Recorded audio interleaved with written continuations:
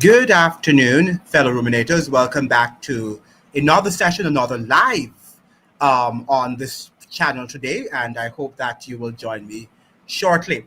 Welcome back to our live, and we want to have a rather stimulating and interesting discussion. Today is going to be the FBA versus, or FBAs, we should say, versus Caribbean and African Blacks division that destroys Black unity. And we're seeing a lot of comments, a lot of insults being traded among distinct groups, the African Americans and Caribbean and African Blacks. So we're going to be exploring this topic today with Mr. Gerald Pereira of Guyana. He has not yet joined us in the studio, but as soon as he gets here, we are going to start this live conversation. Now, this evening, we are talking about a very serious issue affecting Black people across the world: the rising division between FBAs, Caribbean Blacks, and Africans. We're seeing heated arguments online, insults, disrespect, and narratives that only deepen separation. But while we fight each other, our real enemies continue to dominate our economies, control our governments, exploit our resources, and destabilize our communities. This division is not new. It has been used historically as a weapon to prevent Pan-African unity. And this afternoon, with Mr. Gerald Pereira, we will examine the benefits from this division, who is behind it, and how we rebuild unity among Black people globally. Before we start, I want everyone in the chat to hit the like and share the stream and invite one more person to the conversation. We need this discussion seen by the entire diaspora. Also, drop your questions in the chat. This live is interactive and your voice matters. Let's build the unity they fear. Very important that we do that. And we know that unity is strength, and that we have to be able to, unite ourselves. But before Mr. Gerald Pereira, he has not yet joined the live, so I'm going to show us a brief video that I came upon and that I'll be sharing with you excerpts from, so that when Mr. Pereira gets here, we will be able to discuss some of the points made in this video. So let me go ahead and share my screen with you so that we can watch excerpts from this very, very interesting video here. And these are two African Americans, one of Trinidadian descent and the other Nigerian descent. Well, the other is Nigerian. I think he was born there.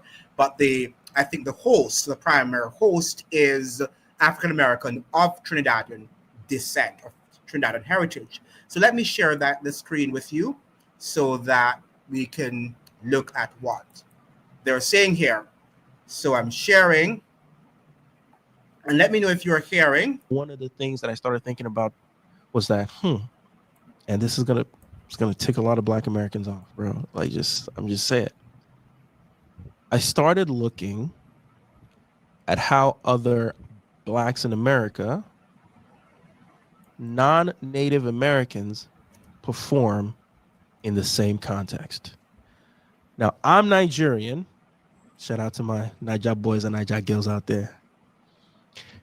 And so a lot of people don't like Nigerians, but a lot of the data, whether it's in Canada, US, UK, wherever you go, immigrant communities, Black immigrant communities, especially Nigerians, tend to crush the game, everybody else, killing the game, like outperforming white people, killing the game, outperforming. There's still, numerically the smaller number, but yes, outperforming other locally born Black Americans. That's right.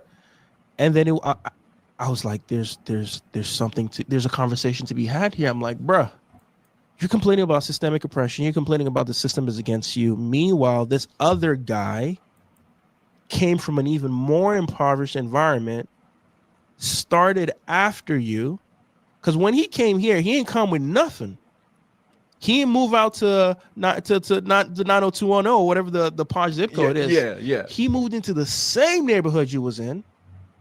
Grinded. And a lot of times, I'm gonna just say it for what it is. Y'all weren't even messing with him because you were calling him the African booty scratcher. Happens. That's right. Happens. That's right. You know what I'm saying? Absolute facts. You talking about how the system is against you. Yeah. You finding another black brother who came from another country. Yeah. Talking down on him. Meanwhile, that brother says, okay, you know what I'm gonna do? I'm gonna do my taxi overnight. I'm gonna go to school during the day. And I'm gonna have my side hustle. Fast forward 10 years later, that brother done moved out the hood and can buy the whole hood. Right. You feel me? Right. And so like when I was looking at the stats, I'm like, bro, the idea that black people are just like disadvantaged just by default because we're black. I'm like, the data doesn't show that, bro. Like I can empathize with the fact that like, yes, there's been historic oppression and there's lingering effects. Like you can't take that away. But bro, you can't just tell me that because you're black, the system is against you. Because I'm seeing other black brothers come from other places, and then I've heard people say like, "Oh man, well they don't discriminate against foreign immigrants the way they do." I'm like, bro, that means nothing.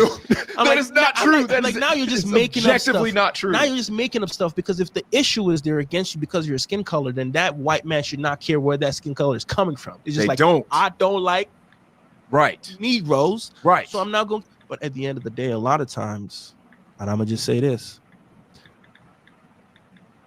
I think because we don't have that entitlement, we're willing to do what is absolutely necessary. That's right. That's exactly so right. you complain about the fact that, and another one of my homies, like he said it, like I don't understand some of these situations. Like we were all presented with the same opportunity to work a triple shift. You didn't want to take it. I took it, and now you're mad at me that I'm taking your position. I'm like, bro, you didn't want to take it.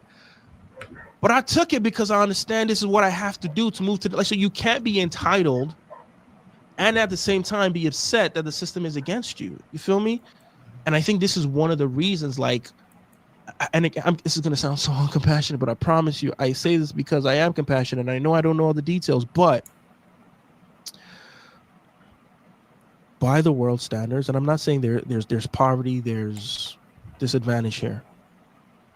But you're talking to a brother who's coming from a worse form of poverty than you can even ever imagine. And so it's relative at some point. So what is oppression for you is opportunity for the other. And that's perspective, you can right? Quote me on that. That's amazing. That's amazing. And that's what, so half of my family is from Trinidad. Yeah. Trinidadians are another one of those foreign black demographics that outperform other ethnic groups. Yeah. When they leave that country and come here to America specifically, outperform. And I think that may even be true. That may even be true when Trinidadians go to other countries. Because it's coming from. You mean to tell me here? Yeah.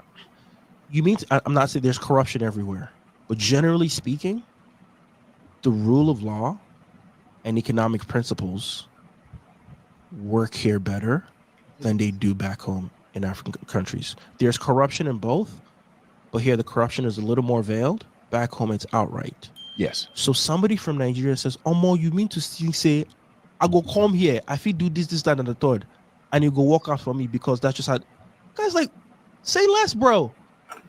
You mean to tell me that if I do this, I put my money into this, I register for a business, I learn these certain tax and business codes, and it will probably work out for me. Why? Because by and large, the system works. Yeah. As opposed to back home where I can do the same thing, and a politician or a banker will look at me in the eye and say, "Oh, no, I'm taking it." Why? Because I'm taking it. And the system is so fractured and so broken that he can do this and get away with it. Get away with it. And that's, dude, it's amazing that we're talking. It's providential, as a matter of fact, that we're talking about this. Yeah. Because I was having a debate with my kin about this literally last week. This exact same conversation. Yeah. And that is, I have friends who are from India. Yeah. Who said the same thing. Another demographic. Outperform.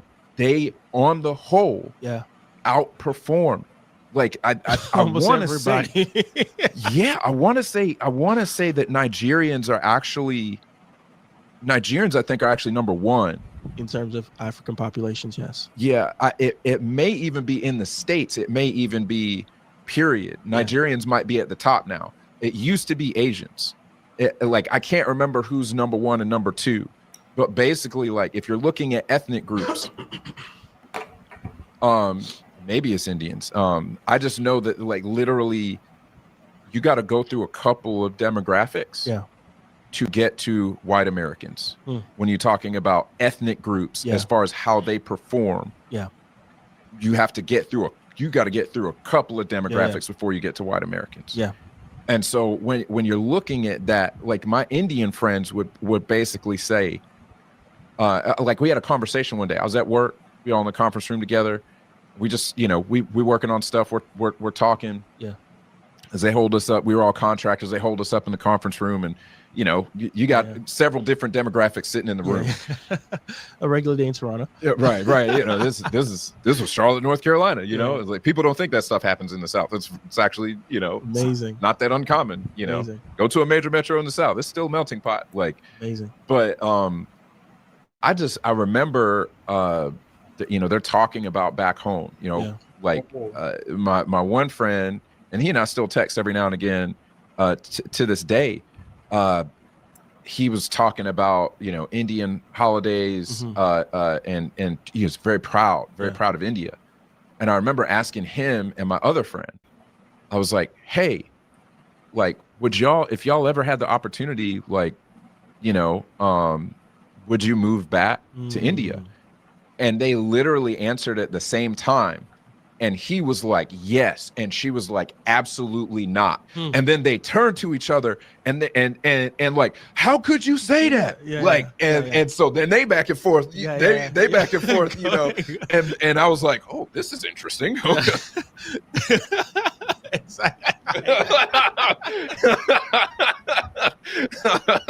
Yeah. I'm watching this and my one friend, I found out that he came from a different socioeconomic rung on the ladder in India. He came from a different state and a different socioeconomic caste. So like he's talking about how he's like how can you say that, blah blah blah blah blah blah blah, and she turns to him and she's like, everybody didn't have as much money as you. She's like, for me to get anything done in my hometown in India, I had to bribe. She was basically like, it's night and day comparison, rule of law here versus there. The fact that I was able to escape, I will never go back. She was very passionate about, she will never go back to that. That's just such a, and this is something that some people just won't get. Something as simple as, here, you're black, you're disadvantaged. I want to drive to, I keep saying the library, but let's just say I want to go to like the local credit union or whatever. You can just go there. I'm not saying you're going to have an easy time there, but you just have to go there. Someone in another country like Africa, like Nigeria, has to think, even before I get, first of all, how many credit unions do I have? Second of all, before I get there, I'm going to face traffic. And I'm probably gonna have to bribe a couple of officers on the road. So this is the trial before the trial. And that's just like one small example. Yeah. Did I have power and electricity all night? Man. If you think of like the basics of life that we take for granted here, and again, I'm not saying there's not poverty and disadvantage here, but let's think about poverty and disadvantage on both sides. Things like being able to drive from one location to the other safely without facing danger, not just from the community, but also from the actual authorities. Something as simple as stable power. Something as simple as stable internet access. Especially in the world that we live in right now, where internet is so available, I'm compassionate to people who come up in disadvantaged environments, but at the same time, I'm like, literally, you can learn almost anything that you want to learn for free. You feel me? Man. Like, do a paper route, do something. If you don't have access to it, first of all, everybody got a mobile phone, but let's just imagine like you're the worst of the worst. You ain't got a mobile phone. You got to take your butt to the library or the coffee shop or somewhere. Cool. Do something, get you a little bit of money, buy a bicycle. And I'm not saying it's easy. I'm saying buy a bicycle, go to the public library, or go somewhere where you have access to internet and learn what you got to learn for free on YouTube University. I'm not saying, but you need to understand, like, as difficult as that sounds, and as uncompassionate as that might sound to say to the kid who's growing up in Southside Chicago or in Watts, like, bro, you need to go do a paper route, work at a coffee shop, whatever you got to do, buy a bicycle, ride freaking 4 miles to get to the library that you know has internet access because you ain't got internet at home. It sounds mean, but bro, my boy in Africa doesn't even have that. He doesn't even have that. And then for him to land up here means his family, bro, I'm passionate about this. You know why? Because this is kind of my story, bro. Yes. I was born in Nigeria. We were pretty comfortable in Nigeria. My dad was the head of HR for a multinational pharmaceutical company. We pretty much sold everything. To move to Canada, I saw my father go from commanding the respect and attention of multiple people, chauffeurs, drivers, to working security, bro. Wow. Working 3 jobs. Wow. He would be a furniture salesman. Yeah. And then he would go work security overnight. Wow. Just to barely keep the lights on. Bro. Yes. And that is interesting and enlightening video by these two men, right? And we have to thank them for that discussion, even though it was short, but a lot was said in that very brief time. Now, I think that some things that they talked about was the fact that the whole matter of victimization and feeling that someone should be sorry for us. And that is a very, very sad point among all of us as Black people for the most part. I think that is something that we have to confront, not only by the African American society, but even Caribbean and to some extent African peoples. You know, we tend to always put everything on the white man, white supremacy, and all of these things have some amount of truth, right? So don't get me wrong now, we have racism in our world. We know that we have to work 3 or 4 times harder than the typical white person. But we do know also that in some cases, we also have to accept responsibility. We must understand that the world in which we live is never fair, right? Even in our families, things don't happen the way that we think it should happen. Our parents don't often treat us as children equally in some cases, right? So let us be very clear on that. So we know that people, strangers, won't sometimes treat us fairly. We should fight, and we should fight for our rights and stand up for our rights where they're necessary. However, it doesn't mean, therefore, that we are going to give up and say that the world is ending because somebody is prejudiced against us, right? And that we must not, own up to what our responsibilities are. I remember when I was teaching at Howard University, some of my students who would not attend classes, they would come and tell me about white supremacy and all that stuff. And I would say, is a white man telling you not to come to class? These are very little things that we can do, which sometimes we often do not do, right? And this is what I think that the program was bringing out. Another thing is that, sometimes the people who call themselves the FBAs, right, the Foundational Black Americans, they think that, most Blacks who go to the United States go there and it's easy access, that they have money, that they are very educated. And some do. I'm not going to lie that there are some Caribbean people who are wealthy, Black people who are wealthy, and the same thing for African people who are wealthy. But not all are wealthy. As the gentleman was suggesting here on the program, that his father sold everything to go to Canada before he went perhaps over to the United States.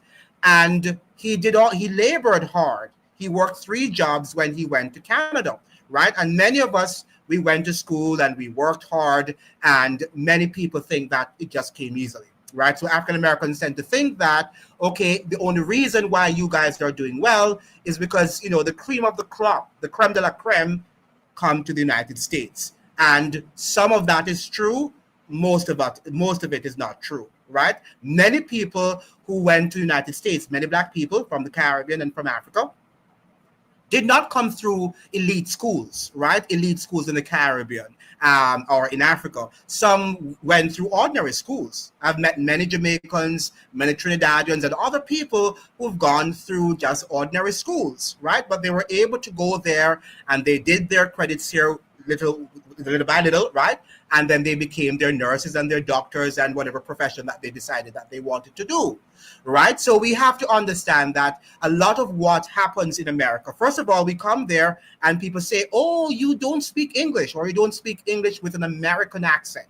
And that is a big story and becomes a big problem for many who, when you're speaking to them, pretend as if they're not understanding what you're saying, because according to them, you're speaking with an accent, right? So that makes it makes it very, very uncomfortable for many of us. We're trying to communicate, but we can't communicate because they're telling us that the language that we're speaking in is not the English, an American branded English, as it were, even though we know that it's English, but Americans tend to think that they are the only ones who speak English, even though English did not originate in America, right? Let's be clear on that.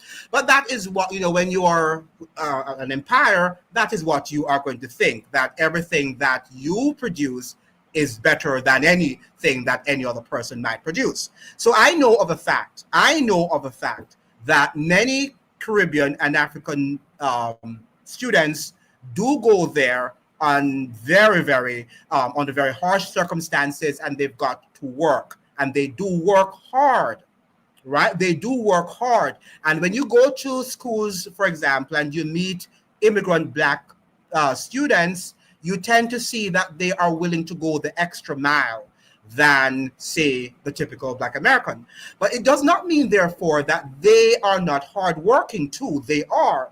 It's only that they have been living in the country for all these years. That is what they do know. And they're thinking that other people are coming who might not necessarily be accustomed to, the wealth and the sort of comfort that American lifestyle is. Because whether or not we like it or not, as the young man was presenting the point, it is hard for somebody to really not be able to do something in the United States. If you're willing to do something, if you're willing to go the extra mile, it might not be easy, right? But if you're willing to go the extra mile in many of these countries, including the United States, you can achieve something. As he was saying, if you do not know something, you can go on YouTube. If you don't have the internet, you can easily go on to a public library, and you can engage, right, with an internet access there.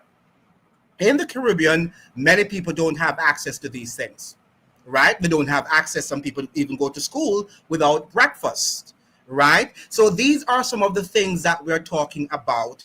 And we hear constantly that, okay, immigrants have gone there, Black people have gone there to take away African-American jobs, when that is not the truth, right? The truth is that, people are hungry for success coming from these countries. And so when they go there to the United States, for example, they are willing to go the extra mile, right? Sometimes hunger, they have to suffer hunger to achieve that which they have achieved. And they don't tell anybody. Some people walk miles to school, to university, because they don't have any bus fare or train fare to ride these public transportation systems. So that is what happens there.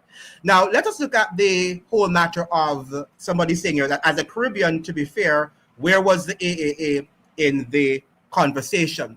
Well, yes. The fact of the matter is that we could not find one. The fact of the matter is that I could not find an African American to be a part of the conversation. But the fact of the matter is too that it would have been lovely. Yeah, I agree with you that we should have had another African American in that conversation to say what is. But one of the things too, it is that these people, one of the persons was African American, even though he's of Trinidadian descent, but he lived that sort of life and he was able to give both perspectives. And that is the whole thing, that when you go there, you're living both lives. You're living the Caribbean life, you're living the bicultural life, as it were. So you're living life as a Black American, because the fact is that even though you are a Caribbean, you're still judged as being Black, right? So that is what you have to live, whether you like it or not. Many of us too, when we go to the United States, even though you were Black in terms of your complexion,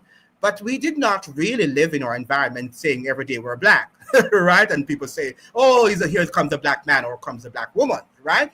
We understand that when you go to the United States, that is how they frame the conversation. You're either white or Black or Hispanic. And that is the narrow way in which they view the world.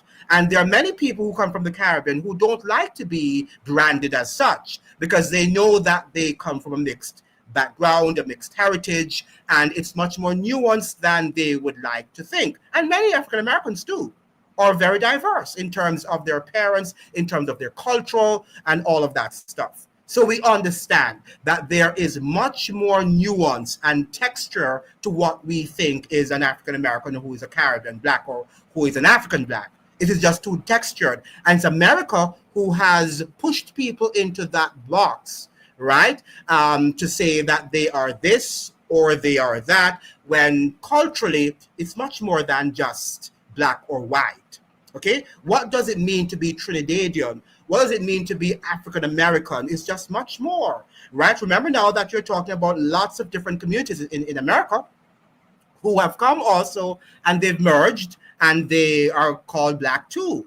But are they just Black, or are they more than Black? And how can somebody tell you based on your texture of your skin, your skin tone, who you are, who you represent? You're much more than your skin color. And so I always say that it is our culture and our nationality that determine who we are. It's not the color of your skin.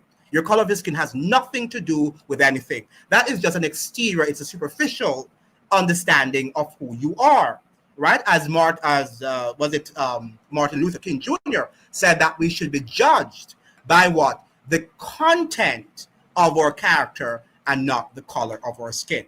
So that would have been lovely if we'd had somebody. Mary Antoinette is saying, that's true. I worked seriously hard during my time at Florida International University. I went to study, and that is what I did. Absolutely. And do you know, there were several mornings, for example, when I was in Washington, D.C., that I walked to the university from Maryland. I walked from Maryland to Howard University in Washington, D.C., right? And people did not know that. Some people who were going to school probably would not know that I did that. All right, because we know that you had something to achieve, so you wanted to make sure that you achieve it, and you're not going to come up and say, wow, I didn't have any bus fare or I didn't have any lunch money, because that is what you have to do. You went there to study, right? And even though you have barriers, that is what you're there to do. Now, why do we think that African Americans do not suffer hunger too? That's why they have SNAP benefits and debt. They do. And that is the whole thing, that at least they have SNAP and other benefits. In some cases in the Caribbean and in Africa, we don't. And that is what the guy was saying, that in Africa and in the Caribbean, we have fewer social network systems available to us.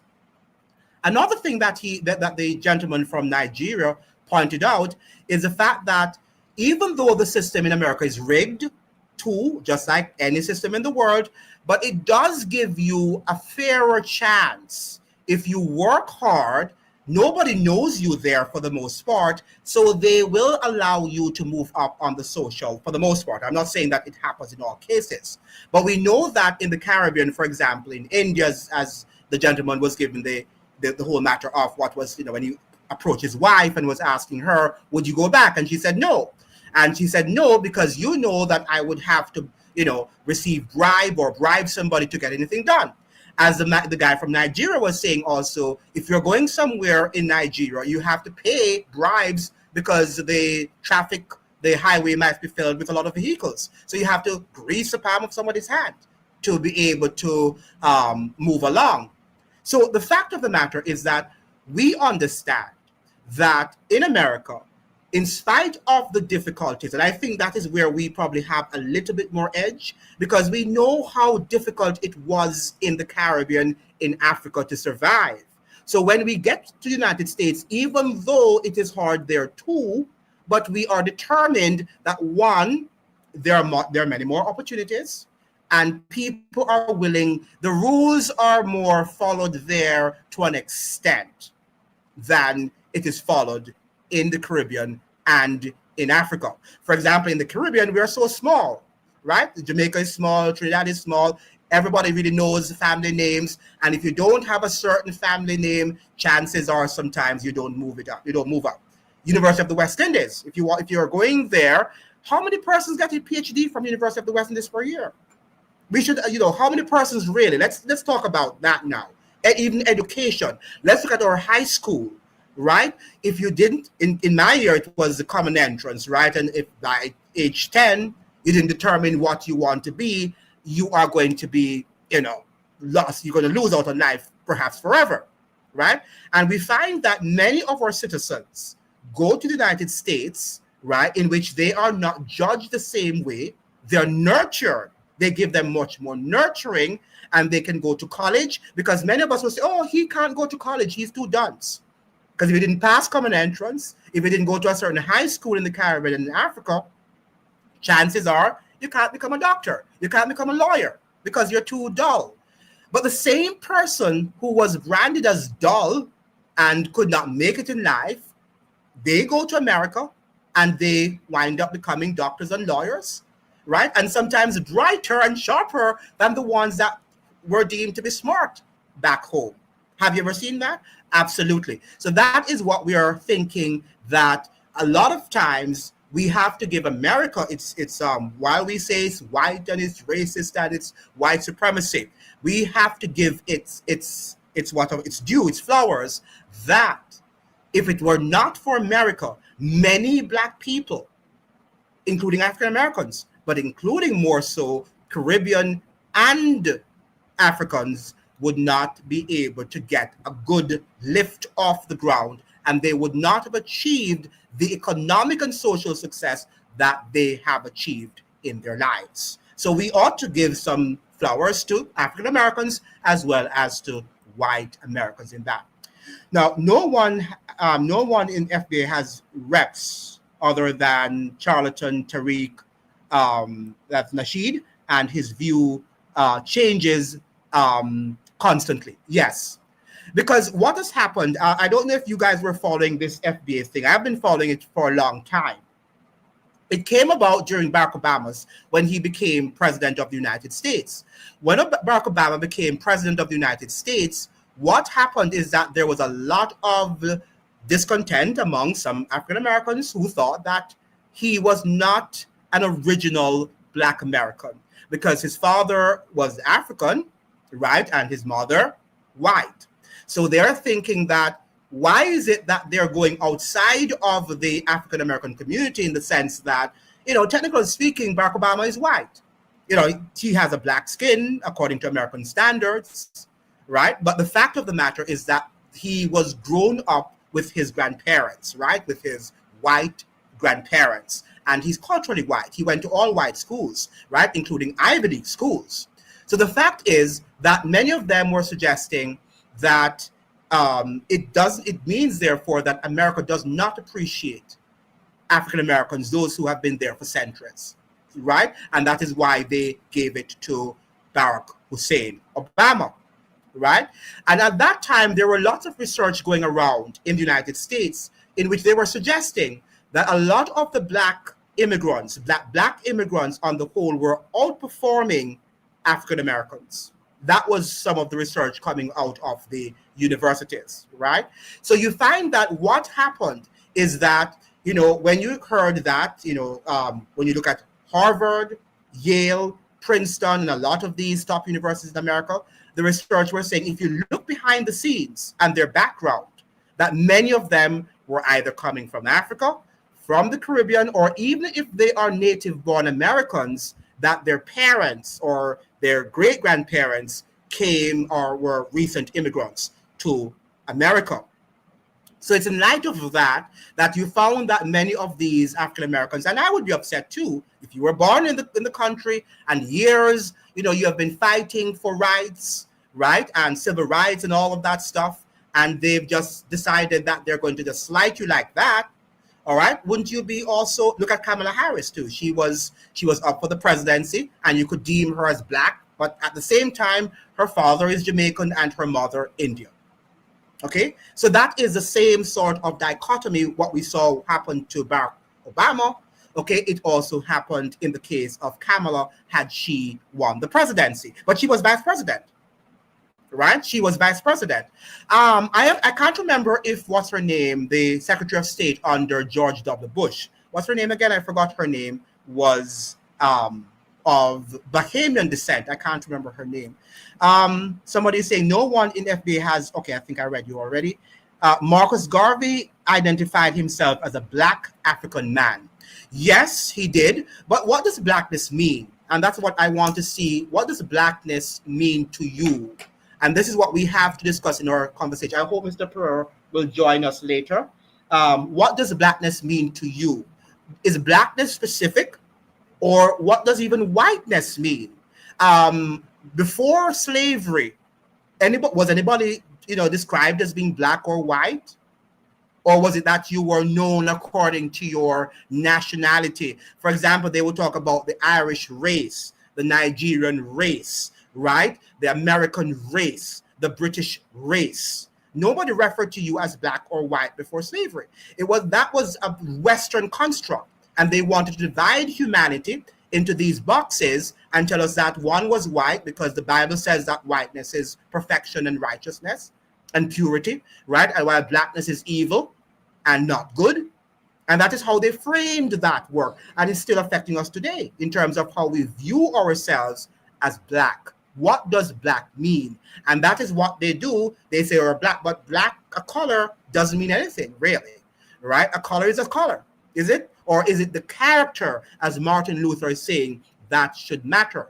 My theory is that we do have ethnicities. So you can talk about Indian, Chinese. You can talk about, your African, your Nigerian, your Ghanaian, your whatever your ethnicity is, Puerto Rican. Okay? I believe in that because that exists. And when you talk about being a Puerto Rican, there are lots of symbols that you can identify with. But when we say we're black, what does it really mean? Is that specific? Is that empowering us? Or is that just limiting us in terms of our capacities? Now, we ate all black. We need to give up this two-run quadroon nonsense.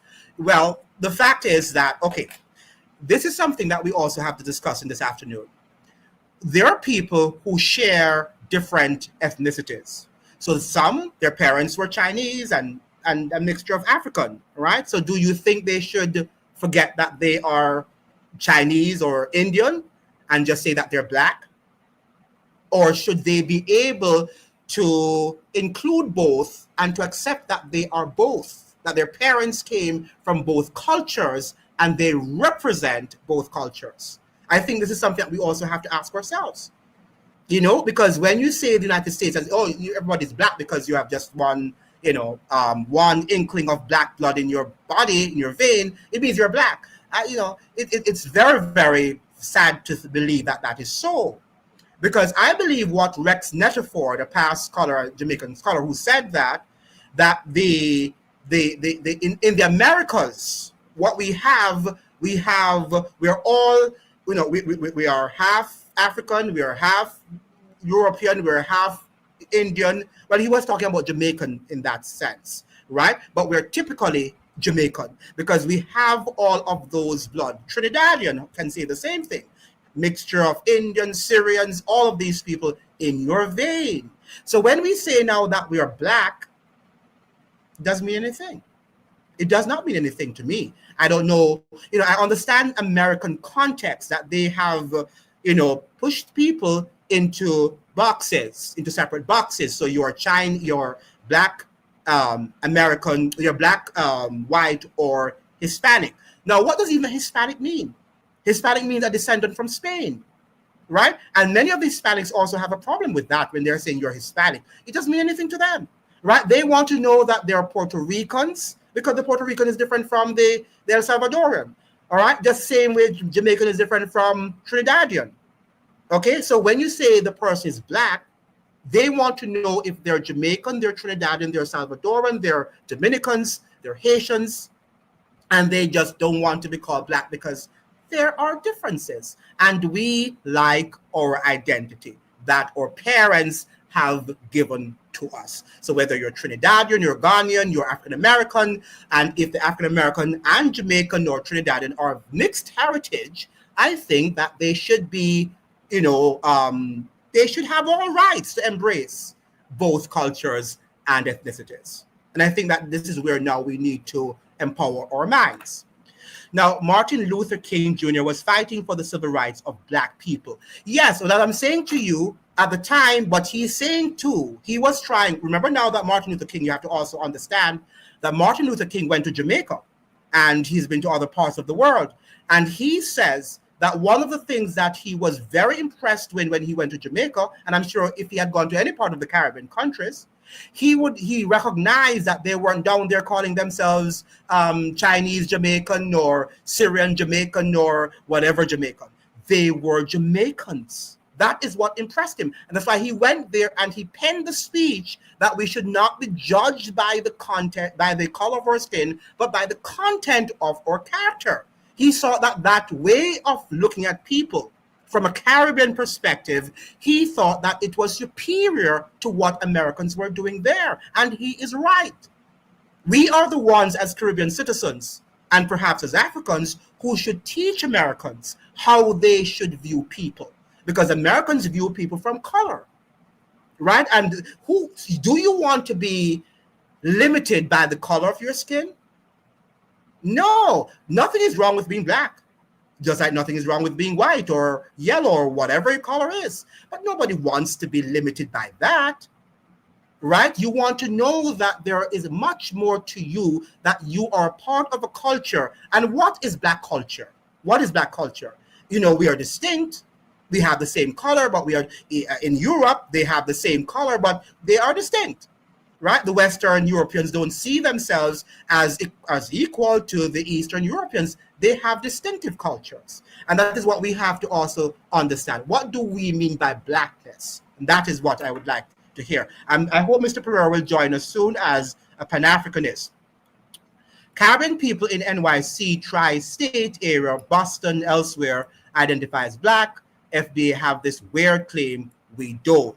Right. Now, the fact is that when you say you are foundational black American, I have a problem with that too. Now, historically, and I invited, to be frank with you, I invited Professor Gerald Horn, who is a very good professor, African-American professor. He didn't respond because it would have been lovely for him as a historian and someone who is a respectable historian to have joined in on this discussion. I did invite him. I forgot, and he never responded. But the fact is that he wrote a book about the Black Jacobins, the book that Sailor R. James wrote. He wrote a sort of second edition to that book. Well, it's his version. It's not Sailor R's version. But the fact is that he mentioned, and other historians have mentioned, we know that the slaves first went to the Caribbean. Remember, America was not always a free country when it was founded, right? It was founded under colonialism, British colonialism. So we know that when America was founded, slavery was a part of the whole establishment. And black people were involved in that sort of trafficking and the building of these empires, right, in America. Now, where do you think the slave, because America was a colony of Great Britain, where do you think the slaves came from? The slaves came from the Caribbean. The slaves came, a lot of the slaves going to America in the initial stages of the system came from the Caribbean, because that's where they were left off. That is where the British had their colonies, and that's where the slave market was really, had taken off before the United States was founded. right? So the fact is that when we're saying that, oh, we're just African, some of the African Americans also came from the Caribbean. When you think about the North or South Carolina, many of these descendants are Barbadians. And Professor Horn brought all of these things out in his book, right? So the history is not just as, monolithic and this one narrow way in which we have defined it, that we just came from Africa and we're all the same, right? Or, some went to Africa, went to America, some went to Jamaica. The British had their central location that they received the slaves, and then they would dispatch them to other parts of the Caribbean, including the United States. So when we look at North Carolina, South Carolina, we can think about Barbados. Okay? And I think Mr. Corbin mentioned that in his dialogue with us, one of the discussions we had. Now, too many Caribbean and African actually look down on African Americans, not actually acknowledging the fact that African Americans were the ones who fought in the United States for the rights that they enjoy. And this is to some extent true, but to some extent also not fully true, because what happened though, if we look deeper into the history, we're going to see that even from the outset, let us look at the American War of Independence. Do you know a lot of the Haitians fought in American Revolutionary War for America's independence? Yes. The French actually allowed them to have done it because the French were against the British. Not that they wanted, of course, the British to be defeated, right? That is what they wanted to happen. So what happened, I think is Atjul, can't pronounce your name. What happened is that American Caribbean blacks have been in the United States for a long, long time. And I think the state of when the Barbadians went to South Carolina, I believe, that was way, maybe in the 17th, whatever century, that they've been there. They've been there a long time. So Caribbean blacks, and I can dish out a lot to you if I had some of my texts here of Caribbean blacks being in the United States, and perhaps some African blacks too, I don't know, who have helped in the struggles. So we don't want now to say that is only one group did this and only one group did that. But we can say that African Americans have been at the forefront, because we have to give them that credit, right? How many of us from the Caribbean could leave and go there? Just a sparkling of us, right? So we have to give them credit where credit is due, that they did a lot, right? And they are very resilient people. Okay? African Americans are some of the most resilient people in the world. Let's give them their flowers. The fact of the matter is that if you think about living in a predominantly white society, European society, in which they are constantly reminding you that you are inferior, but you are able to stand, you are able to withstand and say no, and to create institutions that debunk them, right? And to do what African Americans have done and the culture that they have created. I think that we have to give you African Americans props for doing that. And there's no doubt about that. But let us not just make the history, what should I say, simplistic. Let us understand that as a collective, we did fight. Had it not been for the Haitian Revolution, maybe you wouldn't have a civil war in the United States, right? Remember now, and maybe you wouldn't have a lot of slave rebellions in other parts of the Caribbean, because it was the Haitian Revolution that other blacks saw in it the fact that they also could be free. So the flames of freedom were lit right there in Haiti. And we have to give credence and credit to them likewise. So the Caribbean, I would say, is the center of freedom in the world, if you will. I mean, we have had lots of freedom marches in other parts of the world, but when you think about the Haitian Revolution and what it did, not only for the Caribbean and for North America, but for also South America, as we were talking about Simon Bolivar the other day when Mr. Pereira was on the live. Okay, so we have to look at these historic facts and begin to understand that it is what it is. Now, that's a flat out lie. You all don't know your history. Many Black liberation movements were pioneered by the Caribbean people. Absolutely.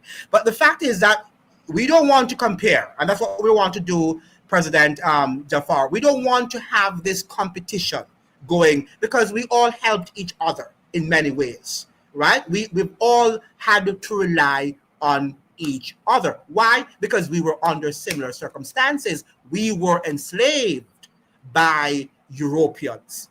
And we had to, in our distinctive places where we had to create the ambience to be able to liberate ourselves. And we must understand that for the North American Blacks, it was difficult to liberate themselves. Why? Because they had the slaves patrols that were terrible, right? And their terrain was not easy. They could not watch this, and the weather patterns in some of these places also, they weren't able to escape in the way that in the Caribbean, we were able to escape and to build resistance movement. Because these patrols were white people who were constantly over their backs.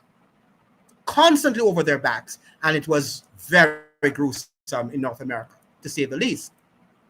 Now we have here, Lorenzo is saying that white police officers in America would kill you, right, at a traffic stop, so bribery would be the least of your worries as a Black person. Yes, I think that that's a good point you're raising here, Lorenzo, that too, we have to look at the whole matter of racism and how people move from state to state. Yes, and I understand your point, but how many people are killed per year? Would have to get that. And the bribery that happens there is every time it happens. I don't know if every Black man who goes out there, we know that some are killed, and unfortunately so.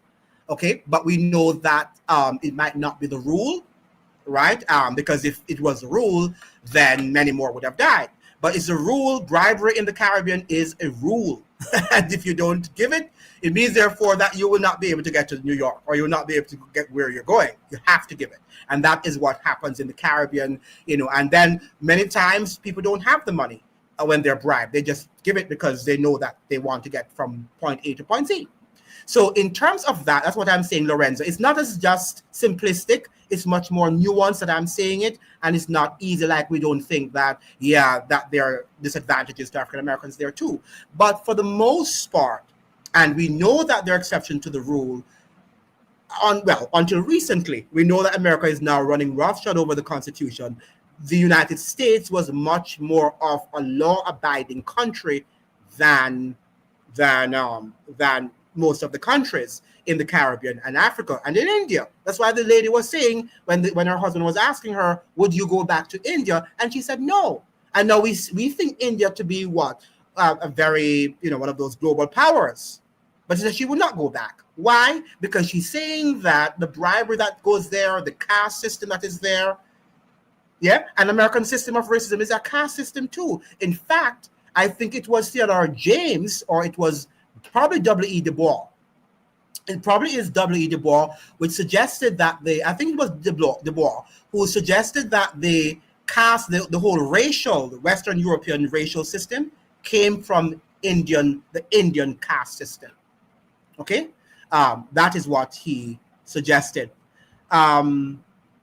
We have here Jason Edwards is saying, I can't speak for Africans, but Caribbeans don't. That's an FBA excuse to complain about Black immigrants. Why would Caribbean look down on Black Americans when they were no better in any way? Yeah, I think what has happened is that, the white people have pitted us against each other, right? And it makes, in some cases, white people will perhaps, and it's to some extent it's true, that they would prefer to accept a Black person from the Caribbean or from Africa because they know that there is not this historic tension between them. Whether or not they know that the African or the Caribbean will be feisty or whatever, but it's just a historic. Sometimes we tend to prefer people who are foreigners, and in the Caribbean we do the same. Let's be real too. In the Caribbean, when African Americans go there, or even and white Americans, we prefer them to our own people. And that's the whole thing about this thing of foreigners to, so we go there to the United States as foreigners, and the foreigners, Black Americans, white Americans, go to different islands, and they are treated better than the locals there. Right? So the same thing happens. We're exotic because everybody likes people who look exotic. They speak exotic. So when we go to the United States as Black people from Africa, from the Caribbean, we speak exotic, right? So we tend to be embraced by these, some of these white people. And then they pit Caribbean and African Blacks against native-born American Blacks, and that is the problem. And we know that that has been coming from the Willie Lynch days of slavery, right? Where the light-skinned slave was pitted against the dark-skinned slave, right? So it's the same thing. All right, so we have to be very, very mindful of that. In the Caribbean, we have our own heroes of liberation, and they're just symbols, right? They're just symbols. Yeah, and how many of us even know about our liberation heroes, right? Let us say in Jamaica, for example, Marcus Garvey was not known to many Jamaicans until they went to the United States. Do you know that? Many Jamaicans only understand that Marcus Garvey is a national hero of Jamaica. They know that. That's a basic fact. But they do not understand the movement that he founded. They can't tell you anything beyond that, unless you did some history, right? You went to and you did some history at the CXC or whatever level, right? But for the most part, many people don't know much about him. The same is true of all of the other national heroes. They are symbolic, but we don't know much about them. Why? Because the powers that be don't want us to really know what they stood for. Because if we did know, then lots of what the political class is doing there now, we would have stood up, we would have risen up against them, which we didn't, right? So that's the whole thing. Now, FBA I would think his FBA is a xenophobic hate group started by Tariq Nasheed to promote Republican talking points. Yes, I think that's what many people have been saying, that it's a right-wing organization. But I was surprised that there are people who are also not right-wing who believe it. Why? Because it gives them some amount of self-esteem. Remember now that if you're a part of a group and you are constantly being battered and people are speaking against you, then you're going to join any group that suggests that you are above whatever the other group is saying about you. And that is human. That's what we do as humans. We tend to associate ourselves, whether we like them or not, with any group that tends to give us some amount of, affirmation of who we are as a people.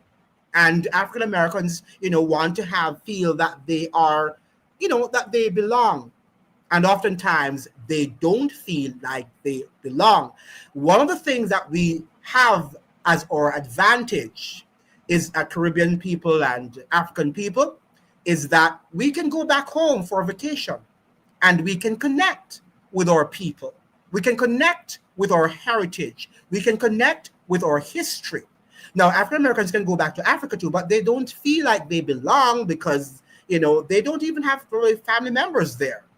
They're just saying going there because it's symbolic too, right? Just like, a Jamaican or whatever would go there because some people say it feels home, but we know that home is where you feel like you have family, right? Close family. So when you go back to Trinidad or you go back to Guyana or you go back to Ghana or you go back to Nigeria, you might have a grandmother, a great-grandfather, whomever, a cousin, an in-law that is there, and you feel connected, right? And that is what gives us that sense of, identity.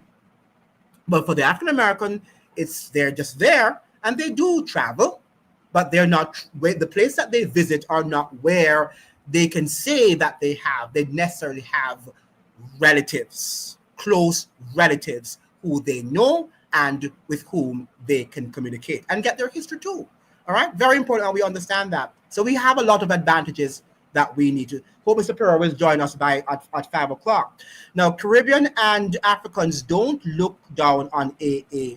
They look past AA because they are starting from zero. I can't see that word, but yeah, I don't want to think some people, some Caribbean and African Americans do. In fact, look down on AA, but AA also looked down on Caribbean and Africans. Yeah, we did. All of these communities, African Americans look down on Caribbeans, Caribbeans look down on AA, Africans look down on Caribbeans, and as well as AA. In fact, I've heard that Africans say that they are superior to AA and Caribbean blacks because they never went through slavery. Well, their parents, their forebears, never, they were not slaves, and so they see us as descendants of slaves, and they think that they're superior, right?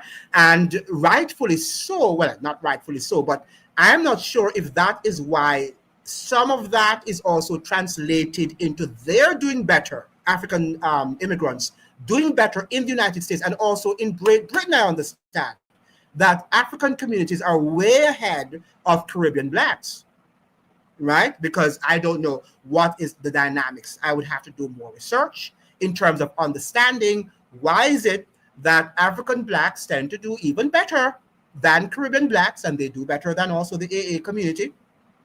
Why? Is it because our history of slavery affected us to a certain extent that we're not able to function? I don't know. And these are things that would have to do deep research on or about. Now, we have never, is saying, I also want anyone to realize this. Don't have to go to America to be successful. Yes, that is true. We don't have to go to America, but guess what? As the Nigerian was saying, the chances that you are going to be successful, let us say as an entrepreneur in Jamaica or in Nigeria, is severely limited. It can happen, don't get me wrong. It can happen, but it is like 1 in 100, people. 1 out of 100 people. It's not going to happen. Why? Because the cards are stacked against you. When I was going to Teachers College, for example, do you know that in the British system of education in the Caribbean, that when the exams are written, they tell you how many people should get A's and how many people should get B's and how many people should get C's? That is how it's written. And if X number of people don't get A's or B's, the exam was not set well. Do you know that at the University of the West Indies, that is how they set their exams to date? Yes. That while in the United States, when they set their exams, they don't care if everybody wants to get an A. So be the case. If you studied hard, if you work hard, and everybody in the class gets an A, kudos to the professor, right? And this is what I'm saying to you. The level field is not there in the Caribbean and in Africa. They make it thrice as hard to get anything, to achieve excellence, to succeed, than in the United States, right? So even though we talk about the white system and the Western system, okay, the irony is that we in our part of the woods, we in our neck of the woods, including in Africa, make it 10 times harder for our own people to succeed. And I want you to remember that a lot of times when we keep on talking about white racism, and there is white racism, there is white supremacy, don't think I'm not saying that doesn't exist. But the fact of the matter is that we often, when we look at that, our Black people sometimes are worse in terms of keeping us down than white people are. And if you don't believe me, go to a Black university and try to be a professor there.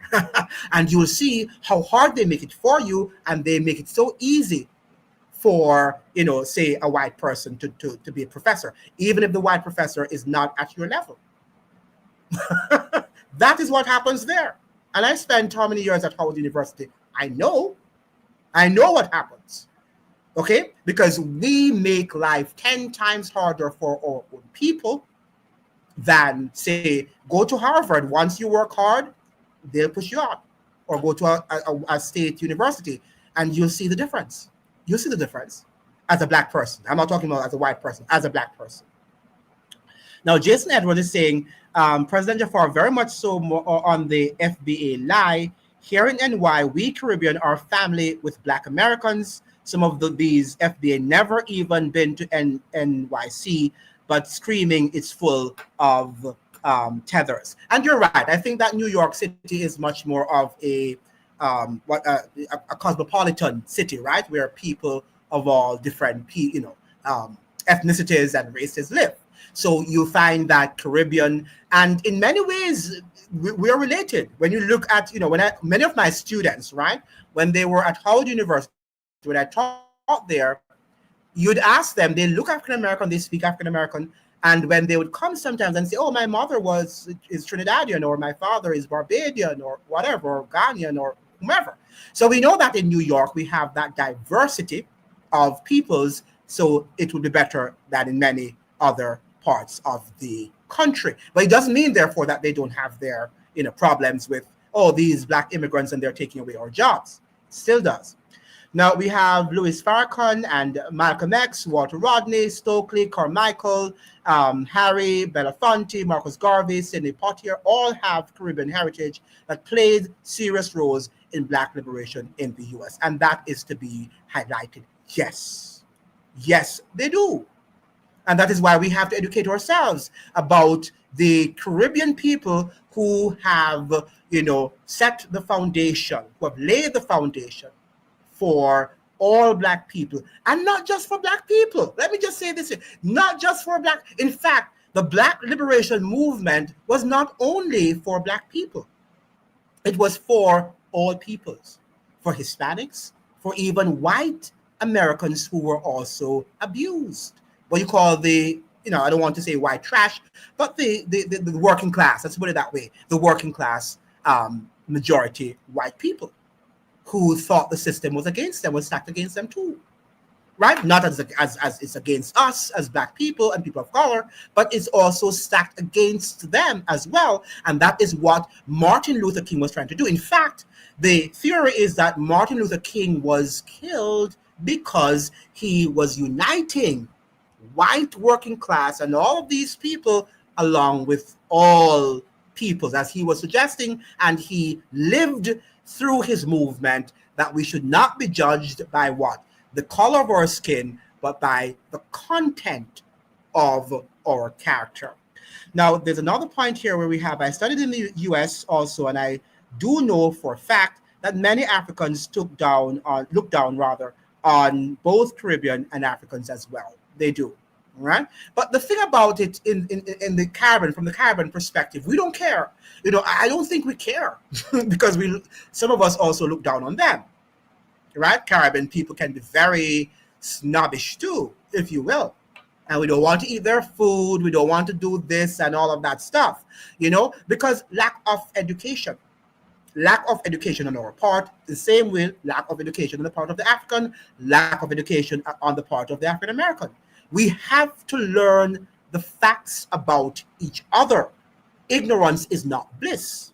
And many of us don't understand who we are as a people, because we want to think that we are, because the culture in which we find ourselves, and don't talk about Caribbean culture too, right? In which Jamaicans are against Trinidadians, Trinidadians against Jamaicans, Guyanese against Barbadians and all that stuff. Don't talk about that, because that is also a problem. And we probably have to discuss it as a separate topic in terms of, as a Caribbean, region, as a region also, we are also not united. And we think one island is superior to the other island. So it's coming from slavery. These are remnants of slavery. And for any African-American who might be on the line, we also have problems within our own community. When I went to, live in the United States, and you see Trinidadians, Barbadians, Jamaicans, all, and we do have our struggles in terms of dealing with each other sometimes. And you go to houses and you hear, oh, I don't like the Jamaicans or the Guyanese because they're this or they're that, right? I hear all of those comments, and sometimes you don't even know the people, right? Some of these people don't even know who they're talking about. Some of them have not even been to the culture. Right? Some people have not been to Trinidad, some people have not been to Guyana, some people have not been to Jamaica or Barbados, and yet still we have all of these things to say about each other, because we need to what? Educate ourselves about each other. Very important that we understand that. Now, we have some folks run to America because they don't want to roll up their sleeves. My father was a millionaire and never left Guyana. He never liked the United States. And never. I am not trying now to say that that is not true, but I'm saying that that is not the rule. And you can look at Ghana, for example, where you have, they say they're exporting now over 900,000 barrels per day of oil. Is that what we're hearing now? Yeah. And the fact is, they're still saying, including, not me now saying it, the papers coming out of Ghana are saying that nearly half of the population still lives in poverty. Does it mean that the people in Ghana are lazy? I don't think so. I think because the cards are stacked against them. Some are lazy, just like Jamaicans or African Americans, I'm sure. But I think that I would never say that an entire population is so lazy that they've seen opportunities. As they go to the United States, they see that they move on with the opportunity. But in our own countries, whether in Africa or in Jamaica or in Guyana or wherever you find yourself as an African person or person of African descent, the cards are stacked more against us in these British islands or former British colonies. Why? Because the British was also a very classist society. And as I told you about the exam, when we were being trained as teachers, we were told that exams must be set a certain way, that as only a certain number should be able to get A's and B's and C's. If you have an exam at University of the West Indies and everybody's getting A's, they are going to say something was wrong with the exam, even if nothing's wrong with it. It's a reflection of what happens in the wider society, that they want a number of us to fail from out the block. The United States, for the most part, I'm not saying that you don't have elements which that might be true, because I'm sure no society is perfect. But for the most part, they would not, snub their faces. My chair, for example, when I was working at Howard, if all of my students got A's on my exam, he would never say to me, Andrew, something is wrong with your exam. He would never do that, because it's that to them, nothing is wrong with that. Okay? In fact, they don't want their children to fail. A lot of times I had problem with my chair because some of my students failed, and he didn't like that, right? While in the Caribbean, they don't care. F and move on. And perhaps that is why we are so motivated when you go to places like the United States and we see that the opportunities are there and that people are not so prejudiced that if you get an A, they're questioning your A. They're happy that you got an A and that you're happy. Okay? And I'm not saying that they're there they want you to cheat or no, that's not what I'm saying. They're happy if all of the students were able to get high grades and to do well on their exams. We have Barack is more African than most Americans. Barack was born in Uganda. Well, are you saying Barack Hussein Obama? Don't know that he was born in Uganda. Do you have something that I don't know? But even if you were born in Uganda, he was raised by his white parents, his white grandparents rather, and he went to all those prestigious. He never went to any black university. Condoleezza Rice. That's what is she totally American, or is she her parents are from Bahamas? I think that's what I think I might heard. Now, I believe many of those who believe in the American dream type Africans and Caribbeans do look down on black.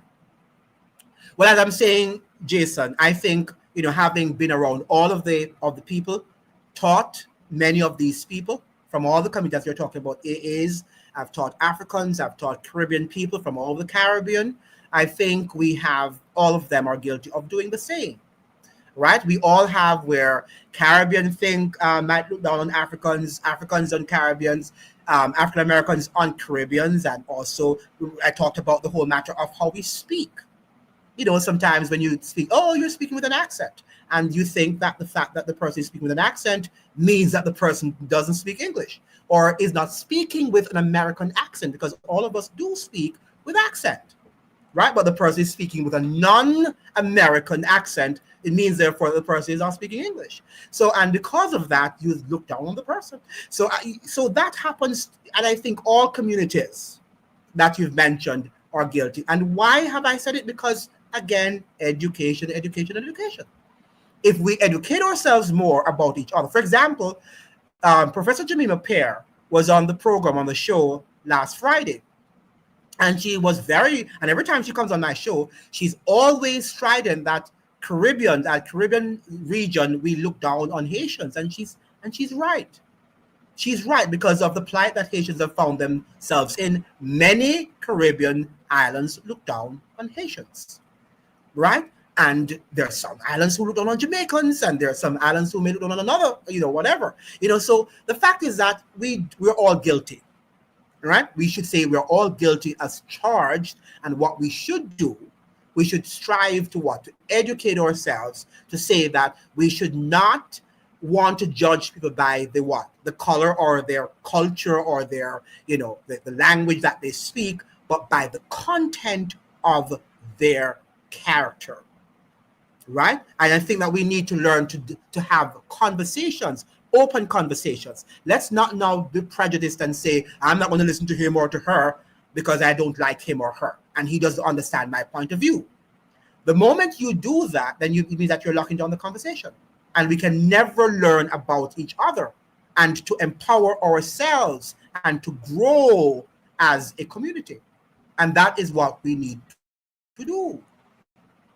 That is what we need to do. So that is what. So let me continue now. Yeah, so we have here, I'm not seeing Professor, what's his name? Gerard Pear. I thought he would have been here, Pereira. On the umbrella of the global white supremacy, you are black and you'll be treated as that because you're not considered so-called white. Love this conversation.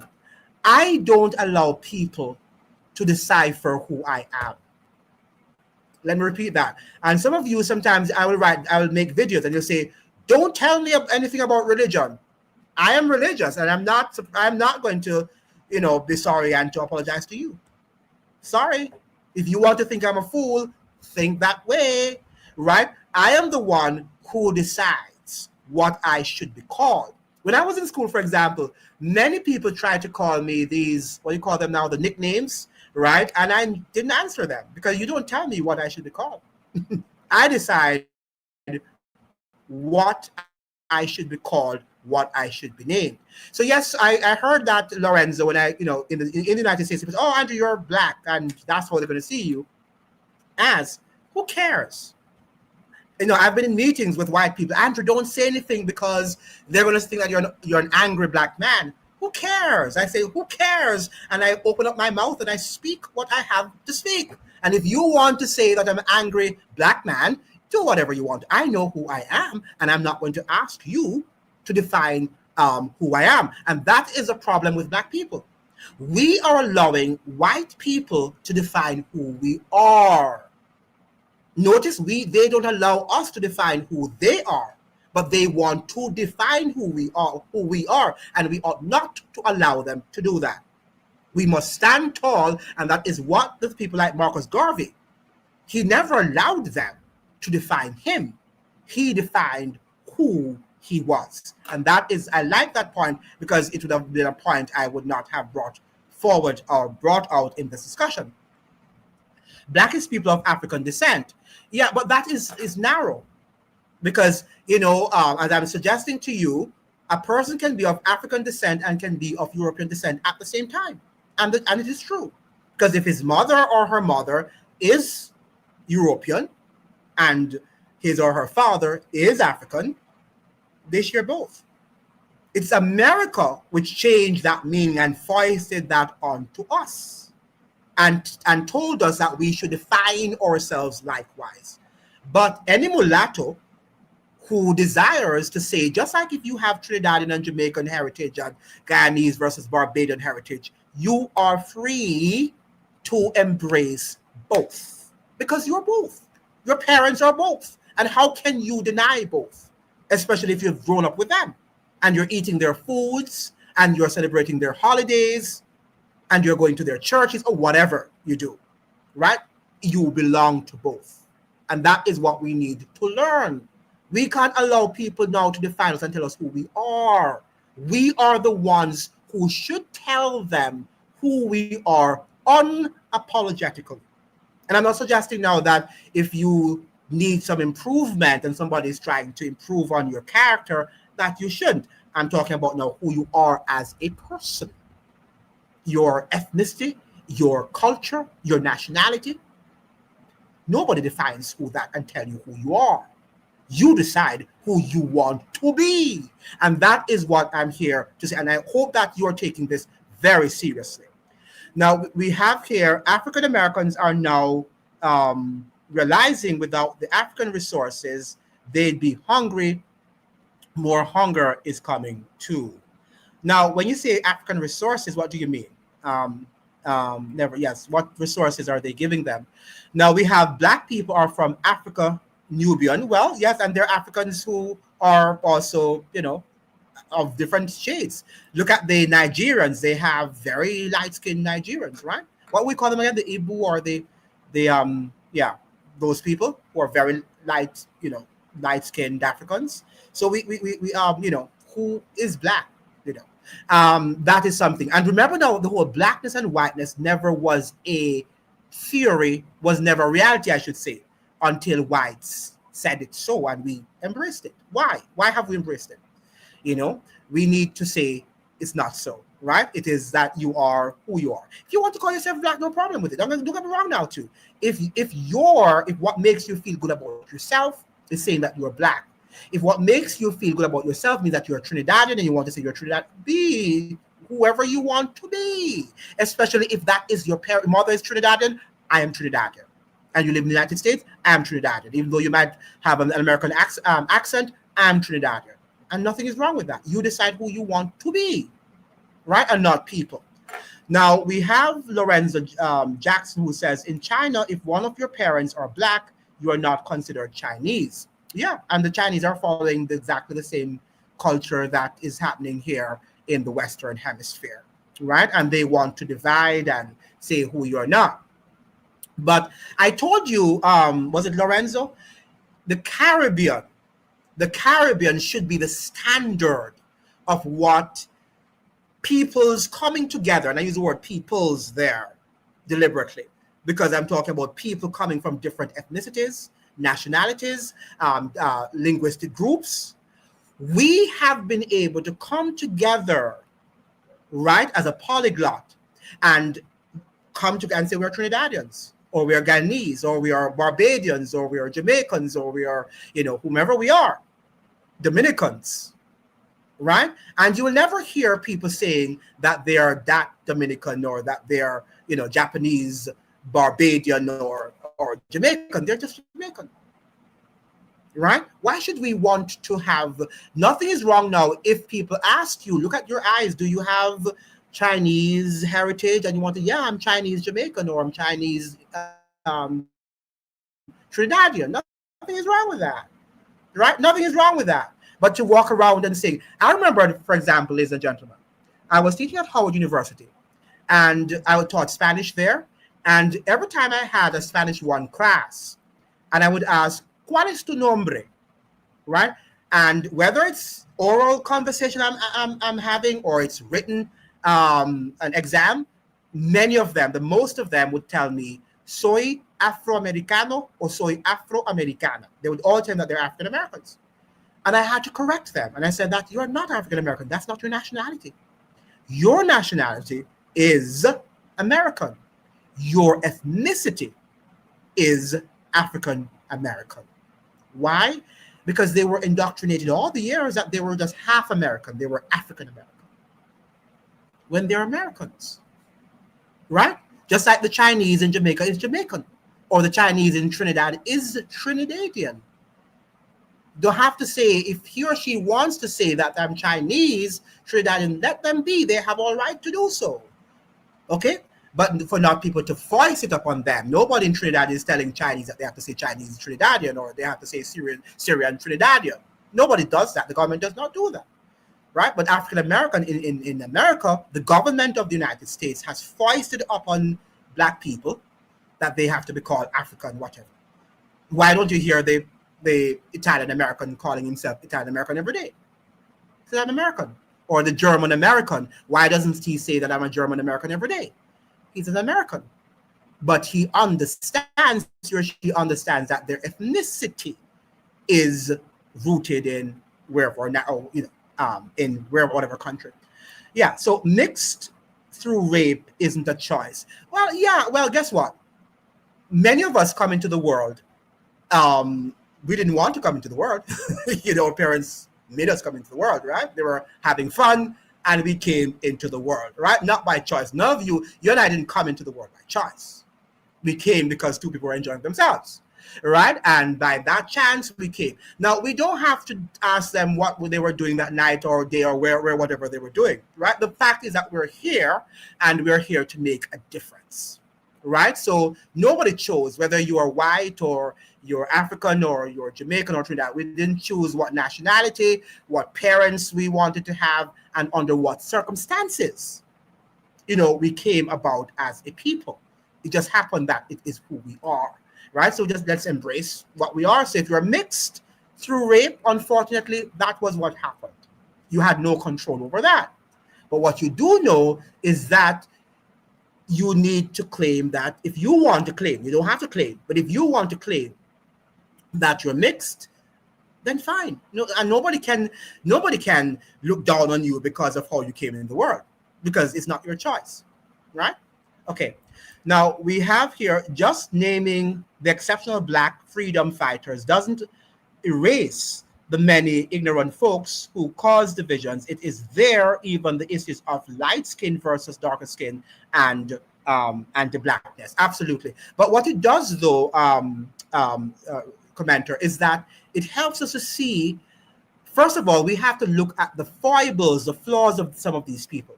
One of the things I don't like about us as Black people, we take our leaders as if they are gods, right? And we don't look at their flaws. Marcus Garvey had flaws, W. Du Bois had flaws, and all of them have flaws. So it's for us to look at them and to embrace that which empowers, right? Embrace that which empowers and not regard them as they are our gods. And everything that they say and everything that they do, we should follow in that vein. However, we can look at the fact that given their history, that most of them have tried to fight and to defend the cause of people of African descent, and they have also fought for the liberation of the human race. Because that's what we are. We belong to the human race. There's no white race and black race and yellow race. We belong to the human race. But we have different nationalities. We have different cultures. We have different religions, okay, etc., etc. And that is what we have to embrace. Whiteness or blackness is not anything that is going to empower you or disempower you. It's not. That is what it's not going to empower you. We have to understand that. It's the content of what we're doing. What are we doing as a people? That is what is going to empower us. The minority that has, so you say, look down on the African Americans, negates all the positive work on cold Caribbean immigrants contributed to African Americans. Sound like a choice to me. Well, the fact of the matter is that it's a choice if you decide that you want to look down on somebody. Absolutely. It's a choice. But it's a choice that you have made that is not going to empower you. Right? Everything that we do, almost everything that we do is a choice, but not how we came into the world. You didn't have any control over what your parents were doing. Right? So the fact of the matter, you came into the world as such, so you just have to accept it. There are some things that we don't have control over. We don't have control over the color of our skin. We don't have control over the country we don't have control over the economic conditions that we find ourselves in. So some of us might be born into poverty, right? But do you just sit down and say that I'm poor? Or do you get up and fight and say that I want to get out of this poverty? So that's what I'm saying. There are things that we can't control, and there are other things that we have control over. So we have here, let's go to some of the comments. There are very interesting comments you're giving. I must say the comments are very interesting and informative. What about the lighter skinned Puerto Ricans, Cubans, Dominican Republicans who discriminate against dark skinned Haitians? That, again, the lack of education. As I'm saying, the lack of education, they discriminate. Remember now that racism, whether it's done by Europeans or it's done by Dominicans or Trinidadians or Guyanese or whomever, or Jamaicans, it is a result of ignorance, a lack of knowledge. And many times they are the ones who are inferior, because you are only superior when you're educated and you understand humanity and the world in which you live. Right? If you don't understand somebody else and you are just trying to put them down because you don't understand them, you are the stupid one, not the person who you're trying to put down. Right? So anybody who is trying to put me down, I always walk and behave as if I'm 10 times superior to you, because you don't understand who I am. I am the one who understands who I am. And that is what we have to understand. And that's what I'm trying to give us now. Don't allow people to define you. So the Haitian, the Dominicans who define the Haitians, do you know that Haitians don't even pay them any mind to many times? Yeah. If you see Haitians in the DR and the way how they walk upright and with great confidence, because why? They know who they are. And even though the Dominican call them names and whatever, they don't care. Right? They don't care. And I think we can take a leaf out of their book in terms of the confidence that they exude, in spite of the mockeries and the derision that they faced on a daily basis. Okay. Now we have here, on the British colonialism, you had no rights to vote as a black man or woman under the British. Yeah, okay, you're correct. And yeah, so yeah, African, yeah. So we want to come here. The point I want you to understand in this afternoon's program is that the vision is here. Why? Because of a lack of education, right? We have not educated ourselves about each other. If we don't educate ourselves about each other, then we'll never be united. Because as I've said on many programs on my shows, we can only be united around truth, right? When we are united about what, if I don't know something about Trinidad and Tobago and I begin to talk about it and act like I know about it and I don't know anything about it and say, well, I don't like Trinidad because Trinidaders are this and they're that, the joke is on me, right? The joke is on me, not on Trinidadians, because they know who they are and they know what culture that they are living in, what their foods are, what their religions are. So the joke is on me. So when people also poke fun at you, the joke is on them if they don't understand who you are. But you're the one who should indicate to them who you are. And that is what we need to understand. So I think that is what we need. I think as Caribbean citizens, as African Americans, as African citizens, we need now to come together as a community and try to learn. And maybe we can begin with ourselves by looking on the internet or buying a book and reading about life in Ghana or life in Nigeria or life in whoever. So their foods and their culture, their religions, and to see how life is there, rather than locking down our minds and saying that, oh, because this is what my mother told me about Trinidadians or Nigerian, that is who they are. And I'm going to say that they're like this forever. And they can't be any way different. And you know, one of the things, a lot of times when we look down on these cultures, we end up marrying into their culture. How about that? Right? We end up looking down on that culture, but we end up marrying someone from the same culture that we look down on or look down upon. So, you know, it's what it is, because you know that why do you think you're married to that person? Because you got to know that person. Right? That is why you married to that person, because you tried, you realize that that person is not what you have in your head. All of the, what do you call it now, the prejudices and the I forgot now, all of the I don't, not the analogies, but the, you know, the generalized ideas and identities that you had in your head. Stereotypes, that's the word I was looking. All the stereotypes. And I think that is what divides us. They're just stereotypes.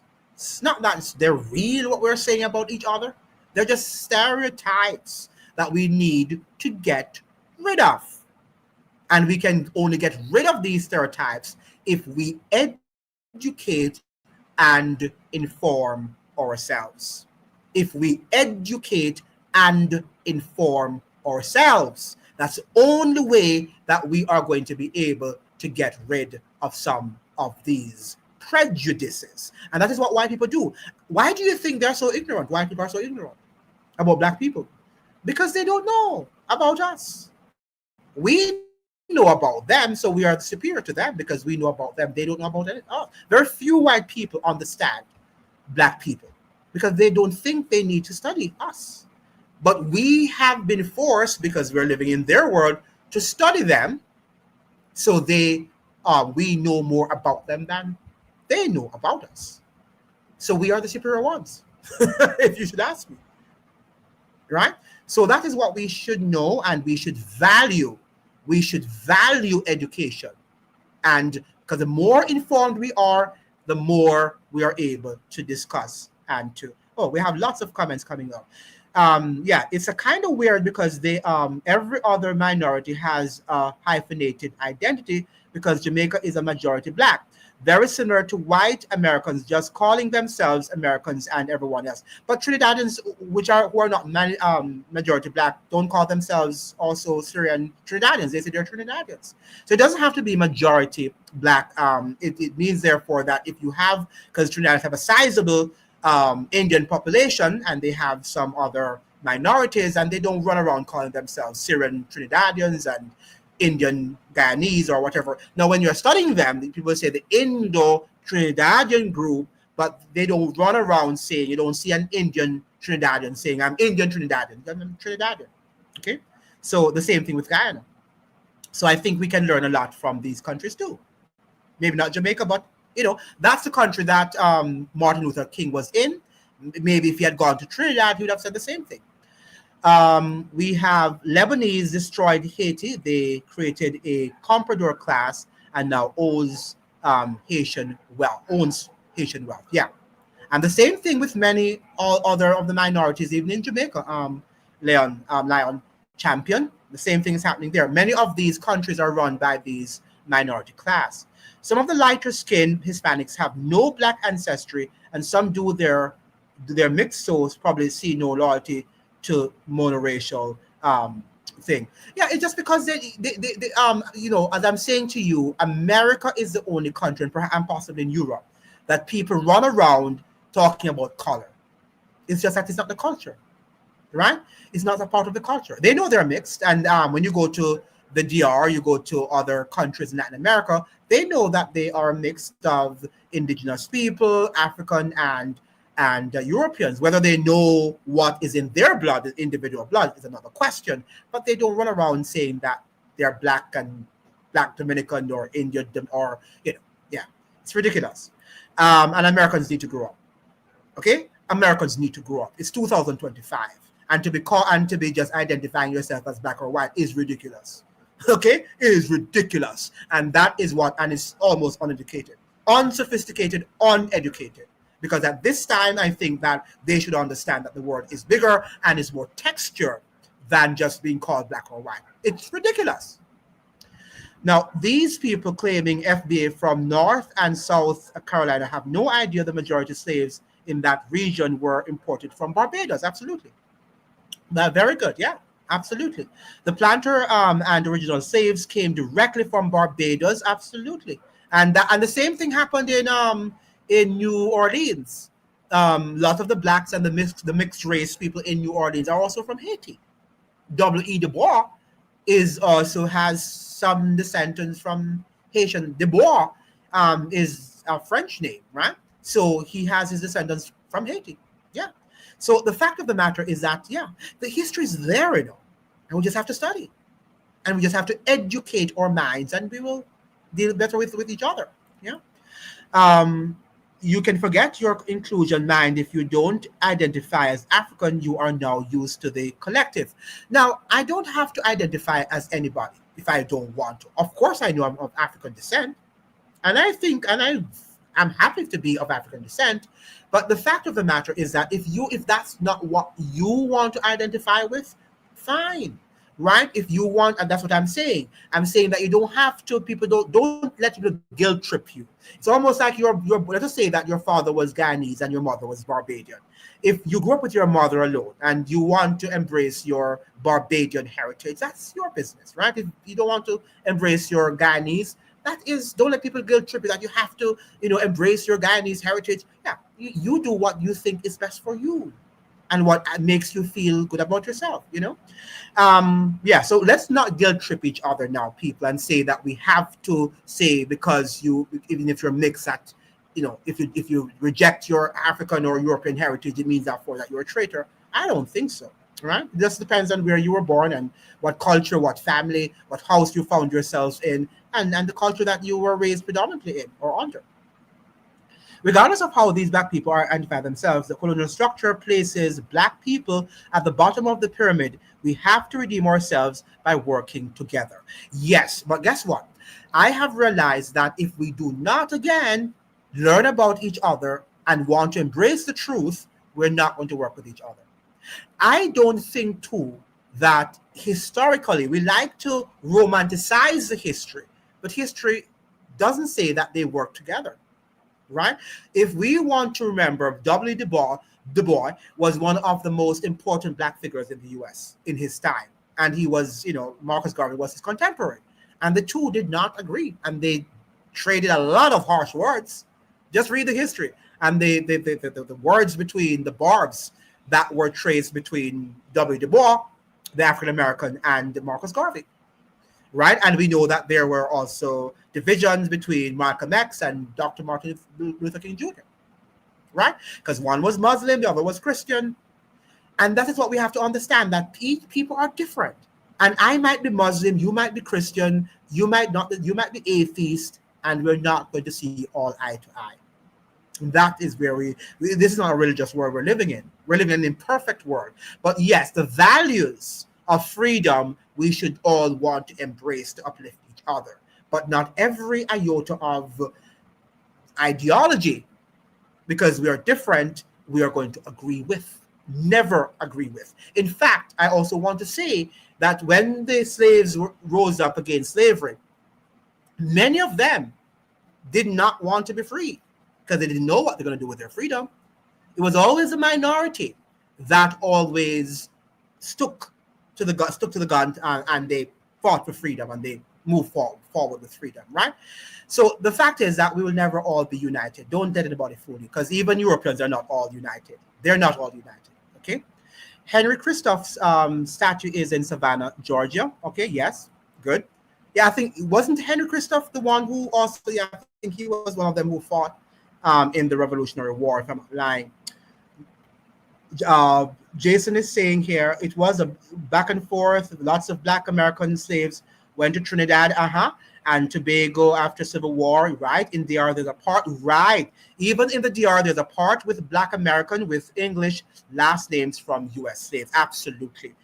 Because remember now that why they went there is that after the U.S. Civil War, that a lot of the white people, including some of the abolitionists, did not see that they could not envision an America with black people, with people of African descent, or with ex-slaves, with former slaves, and they had to go. Even some of the abolitionists, the ones who say that they were anti-slavery, including Abraham Lincoln, wanted blacks to go. They wanted them to leave the United States. And so, they were hoping that they could have gone to Haiti, the Dominican Republic, some parts of Central America. But only Haiti and the Dominican Republic opened up their arms to such people.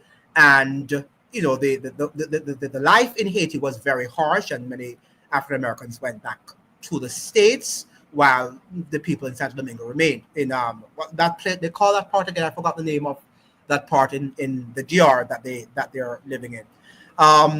Now we have Harry Belafonte, Sidney Poitier, and other black immigrants, celebrities had helped to fund the civil rights from behind the scenes. And so do African Americans, right? So let us not again compare African Americans did it to Caribbean. Let's not put values on and whatever. We all came together and we all did our part, right? And we have. So what we don't want to hear is for the other community to say that, okay, Caribbean have done nothing, or for Caribbean to say African Americans have done nothing, and vice versa, right? We've all made our contributions to civil rights in the United States. She's right. It was the African Americans who fought in all the wars in America and fought for all the civil rights bill immigration bill and got government to put in the 13th, 14th, and 15th thing. That is not true to an extent, because remember now, as I'm saying, that you've also had Caribbean citizens who have always traveling back and forth, as we've been saying, even in that early time of American history. Dr. Horn has a show today, I believe, in a few minutes. Okay, good. Oh, that's why he wasn't able to make it, but he didn't even say. Exactly. And so the argument that Black Americans have no culture while Black Caribbeans do is dishonest, because we shared a I'm not saying that they don't have a culture. I'm just saying that, in fact, I said that African Americans have produced, a world-class culture. What I'm saying is that even though you guys have produced a world-class culture, you are under the framework of a predominantly white society. So it might not be, well, it's mainstreamed, yes, to an extent, but the fact it might not be appreciated as you probably would be in the Caribbean and also in Africa, right? So Haitian revolution is what led to the Monroe Doctrine. Yeah. Well, the Haitian Revolution, yes, because the Monroe Doctrine was after the Haitian Revolution. You're correct about that. All Africans made contributions. Absolutely, all of us contributed to Black liberty in America. A Black transatlantic. Remember now that whether it's white Americans or Black Americans, we must understand that all people from Europe and all peoples from Africa contributed to the experiment known today as the United States of America, right? It's an immigrant country where peoples of all countries and cultures and creeds and languages come together, and they have created not only English-speaking people, you have Spanish-speaking people also who contributed to that experiment. Akil saying, yeah, it was an African Atlantic contribution. We have Annie saying, those Black Americans in Trinidad today live in places called First Company, Second Company, Third Company. Thank you so much for that information. I didn't know that there were some African Americans in Trinidad. I didn't know about that. They're called the police today. One of the reason I'm leaving this place. Yeah, right. The patrols, right. The slave patrols. J.A., it changed the landscape of the world of the Haitian Revolution, made Napoleon sell France's right portion of America, the Louisiana Purchase. This led to the beginning of America, changed the world landscape. Absolutely. Without the French Revolution, there probably would not be an America. In fact, talk about the French Revolution. Remember now that the French were after the Americans. If the French had won the Haitian Revolution, their thing, Napoleon's next quest was to come back here to dethrone the Americans, right, and take over and to control the hemisphere. It wouldn't be an Anglo hemisphere. It wouldn't be the American century. It would have been the French century.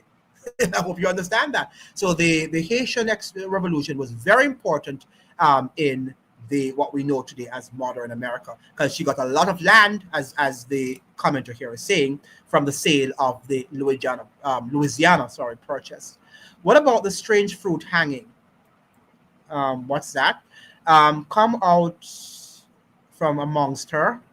Bribery in the Caribbean is not a rule. This is propaganda. Is that so? I think it is. Very few things you can get in the Caribbean. I don't know about in your neck of the woods, maybe not your neck of the woods, but many parts of the Caribbean, it is a staple, a daily staple. I'm guessing not the best places, First, Second Company. We have here, sorry about that. Thank you for this chat. You are absolutely correct about Barbados and the US. This is the story of my family, right?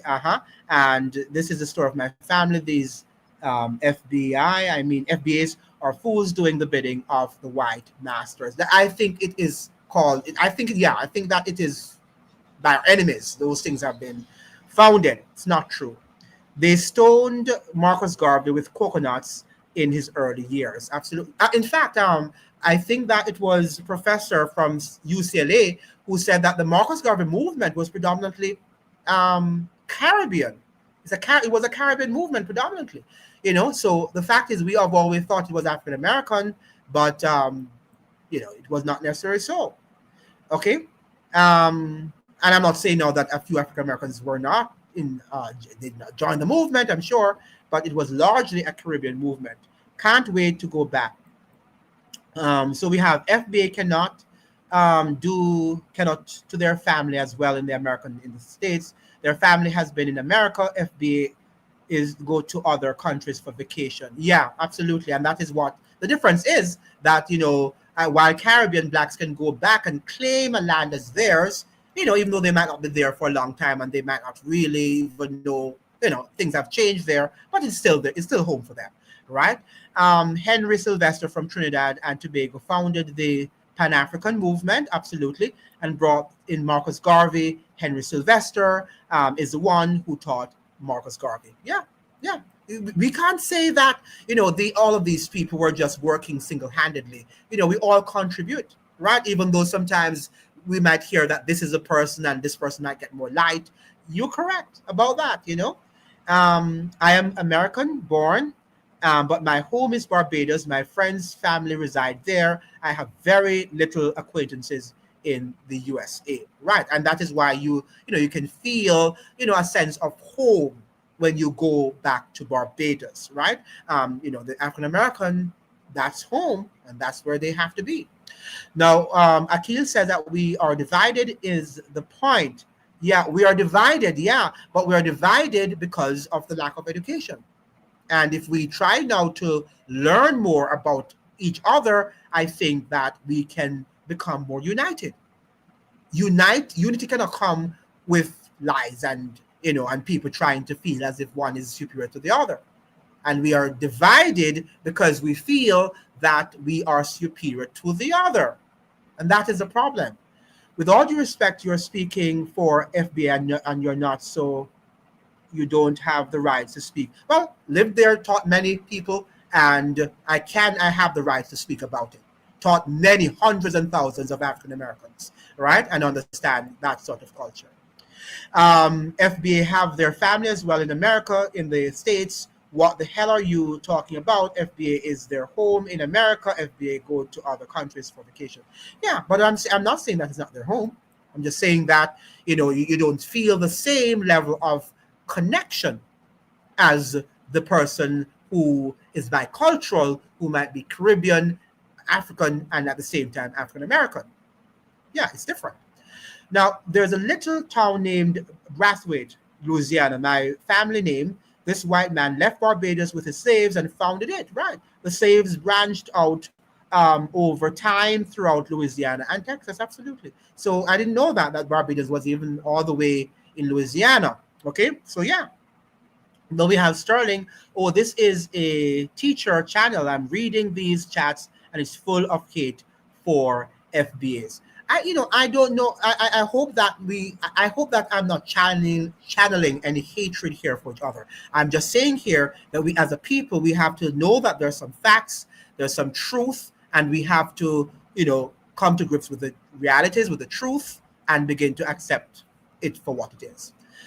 The caste system in India, what indentured Indians brought them with them, while the tensions in Guyana, right, and TNT are ongoing problems to Indian and Black dominated political parties. Yes, but what I was saying, the commenter, is that I think it was W.E. Du Bois who says that the whole system of racism, that the Europeans went to India also and studied it, and that is what they used on the plantations when they came here in the West.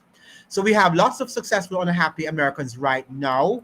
That's true. Surprise, surprise. And we have an educated discussion. We are not here to feed the trolls, right? It is here. We are here to educate and to inform. And we're not here to make people feel lovely and to laugh and to have all of the gossips. And this is not a gossip channel. And to make you feel good and to say we're all blacks and we're in a struggle. Yeah, we're on the struggle, but we're not all alike. All right. And I can tell you a lot of us, when you go to Jamaica, the same thing with the United States, we're more traitors than we are together. Okay. If the truth be told, a lot of us are what are hindering. We are the ones a lot of times hindering each other's progress. And that is true. Go to some of these Black universities in the United States and you will see the truth. And yes, you guys can go back home, but America is our home. So you can't say we don't have a place. I am not saying, again, why are you saying that I say you don't belong? I'm saying that there you are seen as a second-class citizen, right? Just as all black people are seen as second-class citizens. So when you can go to a country or a homeland like Africa or the Caribbean, where you are seen as an equal individual. And African Americans have said that many times. When they go to Jamaica, they go to other predominantly black country, they say they feel like they belong. For the first time, when they look at posters or they're talking to people, or men are calling to them and calling them empress, right? A queen, and treat them as normal people. But we understand that in America, most black people are treated as second-class citizens. But when you go to these countries, these predominantly black, what you call black countries, people of color live, you are going to feel as if you belong for the most part. Okay. Now, yeah. So why do so many non-blacks come to Jamaica and excel, and they were not always rich? That's a very good question, because as I was saying to you, is that we still have what? Remnants of what? The caste system that was left over from the British colonialism and imperialism, right? So, and that will never go until blacks decide to change it. That will never go. And we'll never live, as I'm suggesting to you, we'll never live in this equal world that I think most people are saying. People like to dominate, and we're just living in a world where people like to always be at the top, and including black people. And what's his name? Filiardi vibes. You would be surprised to see some of the people in these predominantly black countries, including Jamaica, whereas a black person who is going to give the Chinese and give the Arabs and give the person all the opportunities, and they will tell their black person no. So let you go find that out. I mean, I'll make that make sense. So when we talk about black people, we have to look beyond people's color. We have to look beyond people's color, because a lot of who are keeping us back are black people themselves. Okay? Verizon's opportunities are so limited in the Caribbean and Africa is because we are still operating off the system left to us by our colonial. That's it. It's exactly so. We're still operating on that system. Yeah, we're operating on that system. America is FBA's home. Yeah, it's FBA's home, but guess what? Will they see you as first-class citizens? Are you being treated as a first-class citizen? That's another question, right? The idea that racism does not exist in the Caribbean is the biggest lie. I don't think anybody is saying that. Maybe it is covert and might make it worse. And that is true to an extent.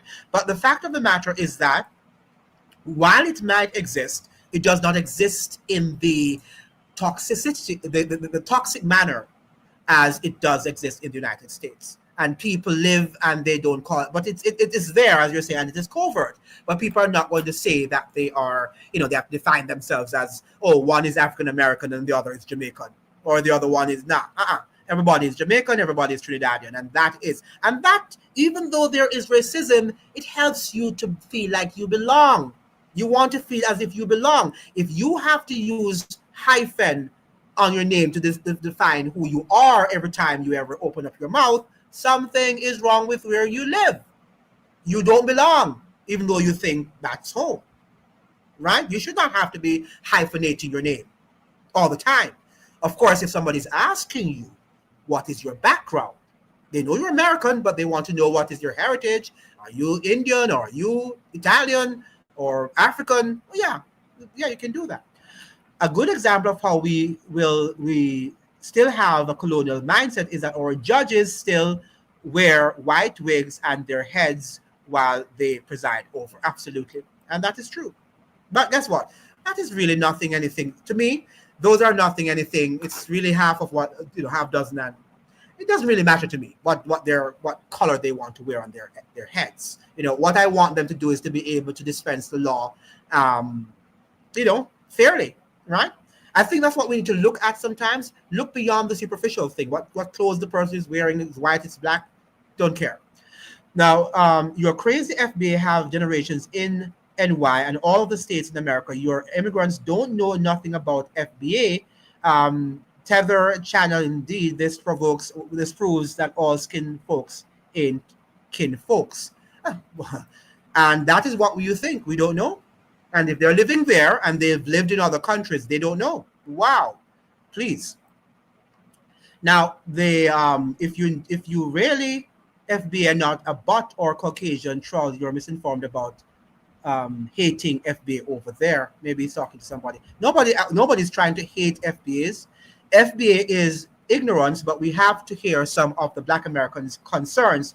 USA Blacks say that when Africans and Caribbeans get to the US, they look down on and separate themselves from US Blacks. And that is true, but we have said before, we say that all communities think that they are superior.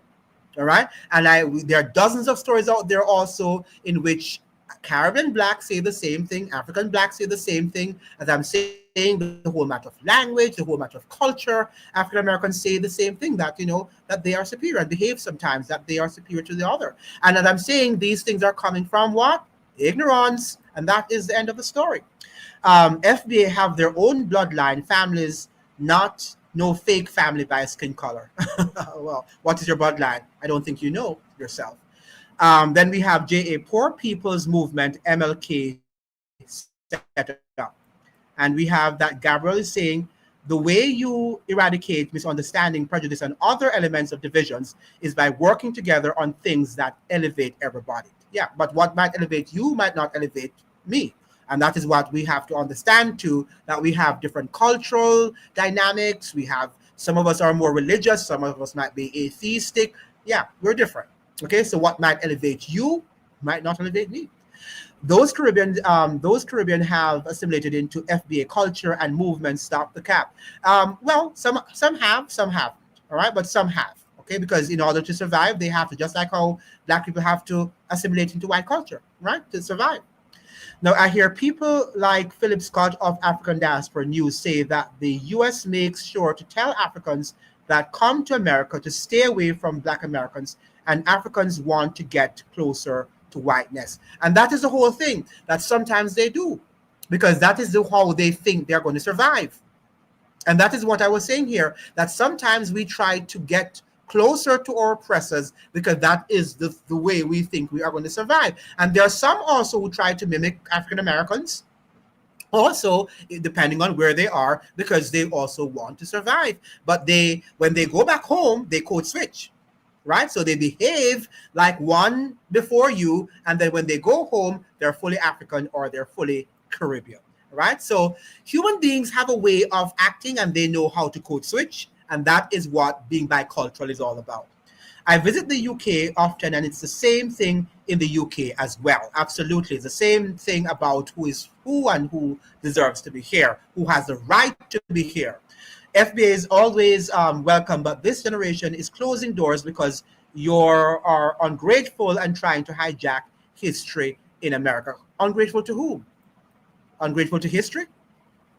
I don't know who we're ungrateful to. DJ Biggs, that's not true. Stop the foolishness. And we have FBA's culture is so rich. Of course, it's rich, just like any other culture. We have more inventions more than African and the Caribbean combined. So please stop talking about FBAs respectfully. And some of the cultures also have been also created with you from Caribbean and African, right? So don't talk about that now. We have, yes, I've never cared who looked down on me. I've accepted I'm a first generation citizen from Bayesian parent and had no choice to develop tough skin. Absolutely. You know who you are? Who cares who want to talk all the nonsense about you? America and Canada was getting talent from the Caribbean in the early stages. That pool is depleted. They're going to India now. Okay, good. Well, that's not good, but that's what is happening. But I guess the labor is cheaper coming from India. Just as a Jamaican, I don't have to eat their food. I prefer Jamaican and Caribbean food. And yes, we don't care about what the Africans say or think about us. Is them the world is copying, or is it us? Well, we must understand that we are people. Our culture is so dynamic, whether it's African or it's Caribbean. Remember, the Africans came to the Western world during slavery, that they created the culture too, right? They whatever the songs and all of that, the Europeans were very impressed with the way in which Africans and their culture. So we got it from them. All right. So let's not now be ungrateful where that is concerned. Both African Americans and Caribbean got a lot of the culture from Africa. Yes. Now New York is cosmopolitan, and so they tend to be much more. I believe I live in UK. Caribbean and African are not too friendly. They're usually jealous of Jamaicans, Caribbeans. We just are divided. We're just divided. FBA bloodline built NYC and lived in NC for centuries. Seneca Village because it was central. Yeah, FBA bloodline. I think that we have got that point. Somebody's saying here, stop talking about African Americans, which is no longer our term due to delineation. Why aren't you talking about Jamaica? They need your help, but we talk about Jamaica many times, but you have to broaden your horizon, and your horizon is too narrow for me. And that is why you are going to remain in your ignorance. Now, we have here is the Caribbean population culture in the declining. That's what's being reported. Barack Obama wasn't born in Africa. His father was. I know that. He wasn't born in Africa. Well, I think you're probably referring to somebody else. Thought it was Kenya. He wasn't born there. He was born in Hawaii. It's true. I've heard my own family calling people who are not from Barbados, people from the lesser islands. Yeah. Barack Obama's father was Kenyan, but he was not born in Africa. Correct. And we have here FBA is highly obsessed with Black immigrants. FBA seems jealous, and I don't know why. It's silly. We tend to all be jealous, aren't we? You all are a bunch of haters. Let's now make it. Yeah. So we want now to any questions. I don't want to have a lot of back and forth in terms of who we are. We don't want any more. What do you call it? No, we're just trying to understand each other here. But many FBAs are Democrats. Jasmine doesn't stand for any Black policies. You're correct. Many FBAs are Democrats. I agree with that, Philip. She is just the Black AOC to attack Republicans instead of policies. Absolutely. Many free Blacks also went to Iberia. And yeah. So are there any questions? I think that this was, unfortunately, Mr. Pereira wasn't able to come today. So any questions, any comments before we end the chat, before we end the dialogue? I don't think you foreigners understand just how much the hate is growing for you. The pot is boiling over. Have to understand that it's going to affect you, right? It's going to affect you because at the end of the day, if we are not united, you are going to suffer a lot in America, especially under Trump.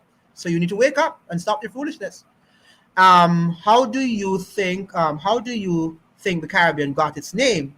Because of the Black Caribs of St. Vincent's and the Maroons of Jamaica, no one brought them there. Okay, that's another discussion, right? I think we have to save it for another discussion. It was a great show, man. Yes, thank you so much. I understand the dynamic due to USA and Canada were built by immigrants that they hyphen. Many Caucasians around do preface with nationality Italian, but they don't call themselves. When you ask them what nationality are you, where are you from, what's your nationality, they don't say that I'm Italian American. Many of them just say yes to identify, because America is a melting pot of many different cultures. They will say that I'm Italian American or Jamaican American or whatever. But people just, why do you have to say that you are African American when people ask your nationality? It's not your nationality, it's your ethnicity. So what I want us to understand, if we don't unite, then it's not one who is going to suffer. It's all of us are going to suffer. So all of the people who think that if we don't unite and we hate you foreigners, or foreigners say who they hate FBAs or African Americans, if we don't unite, we are the ones who are going to suffer. All of us, not just one of us. And that is what we have to understand. FBA is about provoking towards migrants. Yeah, let's try to be united now, people. We don't want to create this sort of animosity already. What we're here is to look at some of the pointers and to look at some of the realities and to say How do you think we can improve and to become unified? I say first we have to what? Study the history, we have to learn the facts, and we have to educate ourselves, right? That is the only way we're going to be united. And we're never going to be united around color. We're never going to be united around race, right? And don't think every black person is going to believe the same thing as you, or must be anti-Christian as you, or anti-Muslim, or be atheistic as you. All right? And that is the problem we're having. We think that we are a monolith, and we are not a monolith. We are different peoples, and even though we share the same history in some regards, right? But we're distinctive, and we have to embrace that which is different, and nothing is wrong with that. But we don't want to embrace our differences. We want to think that because you're black, I must think like you, I must behave like you, I must want to do everything like you, eat the same food like you, but it doesn't work like that. Okay? Right. So no hate. We're here now to discuss truth and to see how we can come together as a community. And I don't want African Americans to think that, the other don't know what about you, because they do know about you. They're living there, they do know about you, and they've lived in other places, they know about you. So stop talking nonsense and begin now to understand how can you know more about the other, more about Africans, more about Caribbeans, by traveling, studying in these countries, and seeing how these people live. Okay? So what is somebody's asking here? There are many black Americans than the entire Caribbean. Yes. So what's the point? We're not African Americans. We're not African Americans. What are you? The Negroes and Bantus were in Africa. The Moors ruled the world. The Fulanis are the Moors. The Maroons and Black Caribs who ruled the world. Okay, point taken. You're Indian. Guess you're talking to another person. Stop lying. We hear FBA is not a federally recognized status like African American, right? And African American, again, is an ethnicity. It's not a nationality. Okay. So, and we embrace and we love all African Americans, and I'm sure all African Americans love Caribbeans and Africans, and so we should. We in the Caribbean are not Americans. We may have a similar DNA to the African American, but our nations are not united in purpose. Let it be. Yeah, even we in the Caribbean are not united. As much as we talk, we like to think so. I'm Black American, you idiot. The fact of the matter is that we are all in a similar position. We need to come together, ladies and gentlemen. We need to come together, and we need to learn the realities about each other. And none of us is superior to the other group. We're all in a very difficult position, right? We're all, and one of the things we have to give Europeans their, flowers for, they might not like each other, but for purposes of unity, they come together and they do what they have to do. We need to learn that too. We might not like each other and everything about each other, but we must learn to come together so that we can accomplish the grandiose feat that Marcus Garvey asked us to accomplish. Now, if FBA was serious, would not have us. Well, please. Okay, let's not get nasty now, because we have done other things to our Black people in the Caribbean, perhaps in Africa. Okay, ladies and gentlemen, what a wonderful discussion, and I thought that the chat very educational, and apart from some of the hate messages, I thought that the conversation was very lively and scintillating. I hope that we'll be able to invite Dr. Horn or a second conversation on this, since we didn't have Mr. Pereira this afternoon. Hopefully we can join another person, to have a Pan-Africanist who will delve. And African Americans, if you're on here and you want to invite somebody for us to have another stimulating discussion, I would definitely engage that person. We in the Caribbean are best if we get closer to the motherland, if we unite in the trade, education, etc. Our peoples will prosper. If Black Americans want to stay out, let them do so. I think all of us have to unite, because that is because we live in the Americas, right? And I think that to some extent, African Americans and Caribbean Blacks have been more westernized. We are more westernized than we think. And we share a lot in common than we think we do. right? There are a lot of, if we look carefully at ourselves, we will see that there's a lot among us that we share than we think that we do. Yes, but Africanism is dead and ain't returning ever. To some extent, I really wonder if that is not true. I mean, I don't want to be pessimistic because sometimes I just wonder, what are they doing? Thanks very much. Really enjoyed it, including the dull nines. Yeah, that's why we're here. We're here to, all nines, and that's what made the program interesting. Garvey is a convicted scam artist. He sold stock to ships that didn't exist. And did you read the history? Okay, go and read the history. The trolls and bots took over the chat. Right, that's what it happened. So I think we can end the chat now. I think this is now. Thank you so much, ladies and gentlemen, for joining. And we hope that we have learned something from this stimulating conversation. And I hope to continue another chat with you sometimes, maybe on Wednesday. And you can let me know what you would want us to discuss this coming Wednesday at maybe 5 o'clock on another live. Okay, any questions, any comments, any last minute comment? No trolls now and no hate messages from any group because we are one, right? Or we're striving to be one. We're not one, but we're striving to be one because we can't say that we're one. Okay, at least not yet, but we're striving for unity, right? And not for division. Any questions, any comments? I was late. Yeah, Louis is saying I was late here on time. That's thank you for such. Yes, the great A. Philip Randolph called Garvey a fraud to his face. Okay, well, we know that there was a lots of but you can't deny what he has done for African American race, right? Without him, African American history, especially the second part, would have been I don't know what it would have been. Great job, Andrew. Ignore the trolls in the yes. I should. Have a blessed evening. Same to you. And we have Tariq Nasheed is also convicted. All right, ladies and gentlemen, thank you so much for joining. And we will have another lively discussion again on Wednesday. And please let me know in the comment section what you would like me to discuss on Wednesday's live. If you don't give me anything, then perhaps we won't have a live. And try to show up for the live so we can have a very scintillating discussion. Okay. All right, then. Have a great Sunday evening. And remember to go over to my channel, New Rumination News Network, and watch the video that I actually published today. Make sure you watch it. Please, ladies and gentlemen, you can't allow the videos to die on YouTube. All right? Thank you so much. Bye-bye.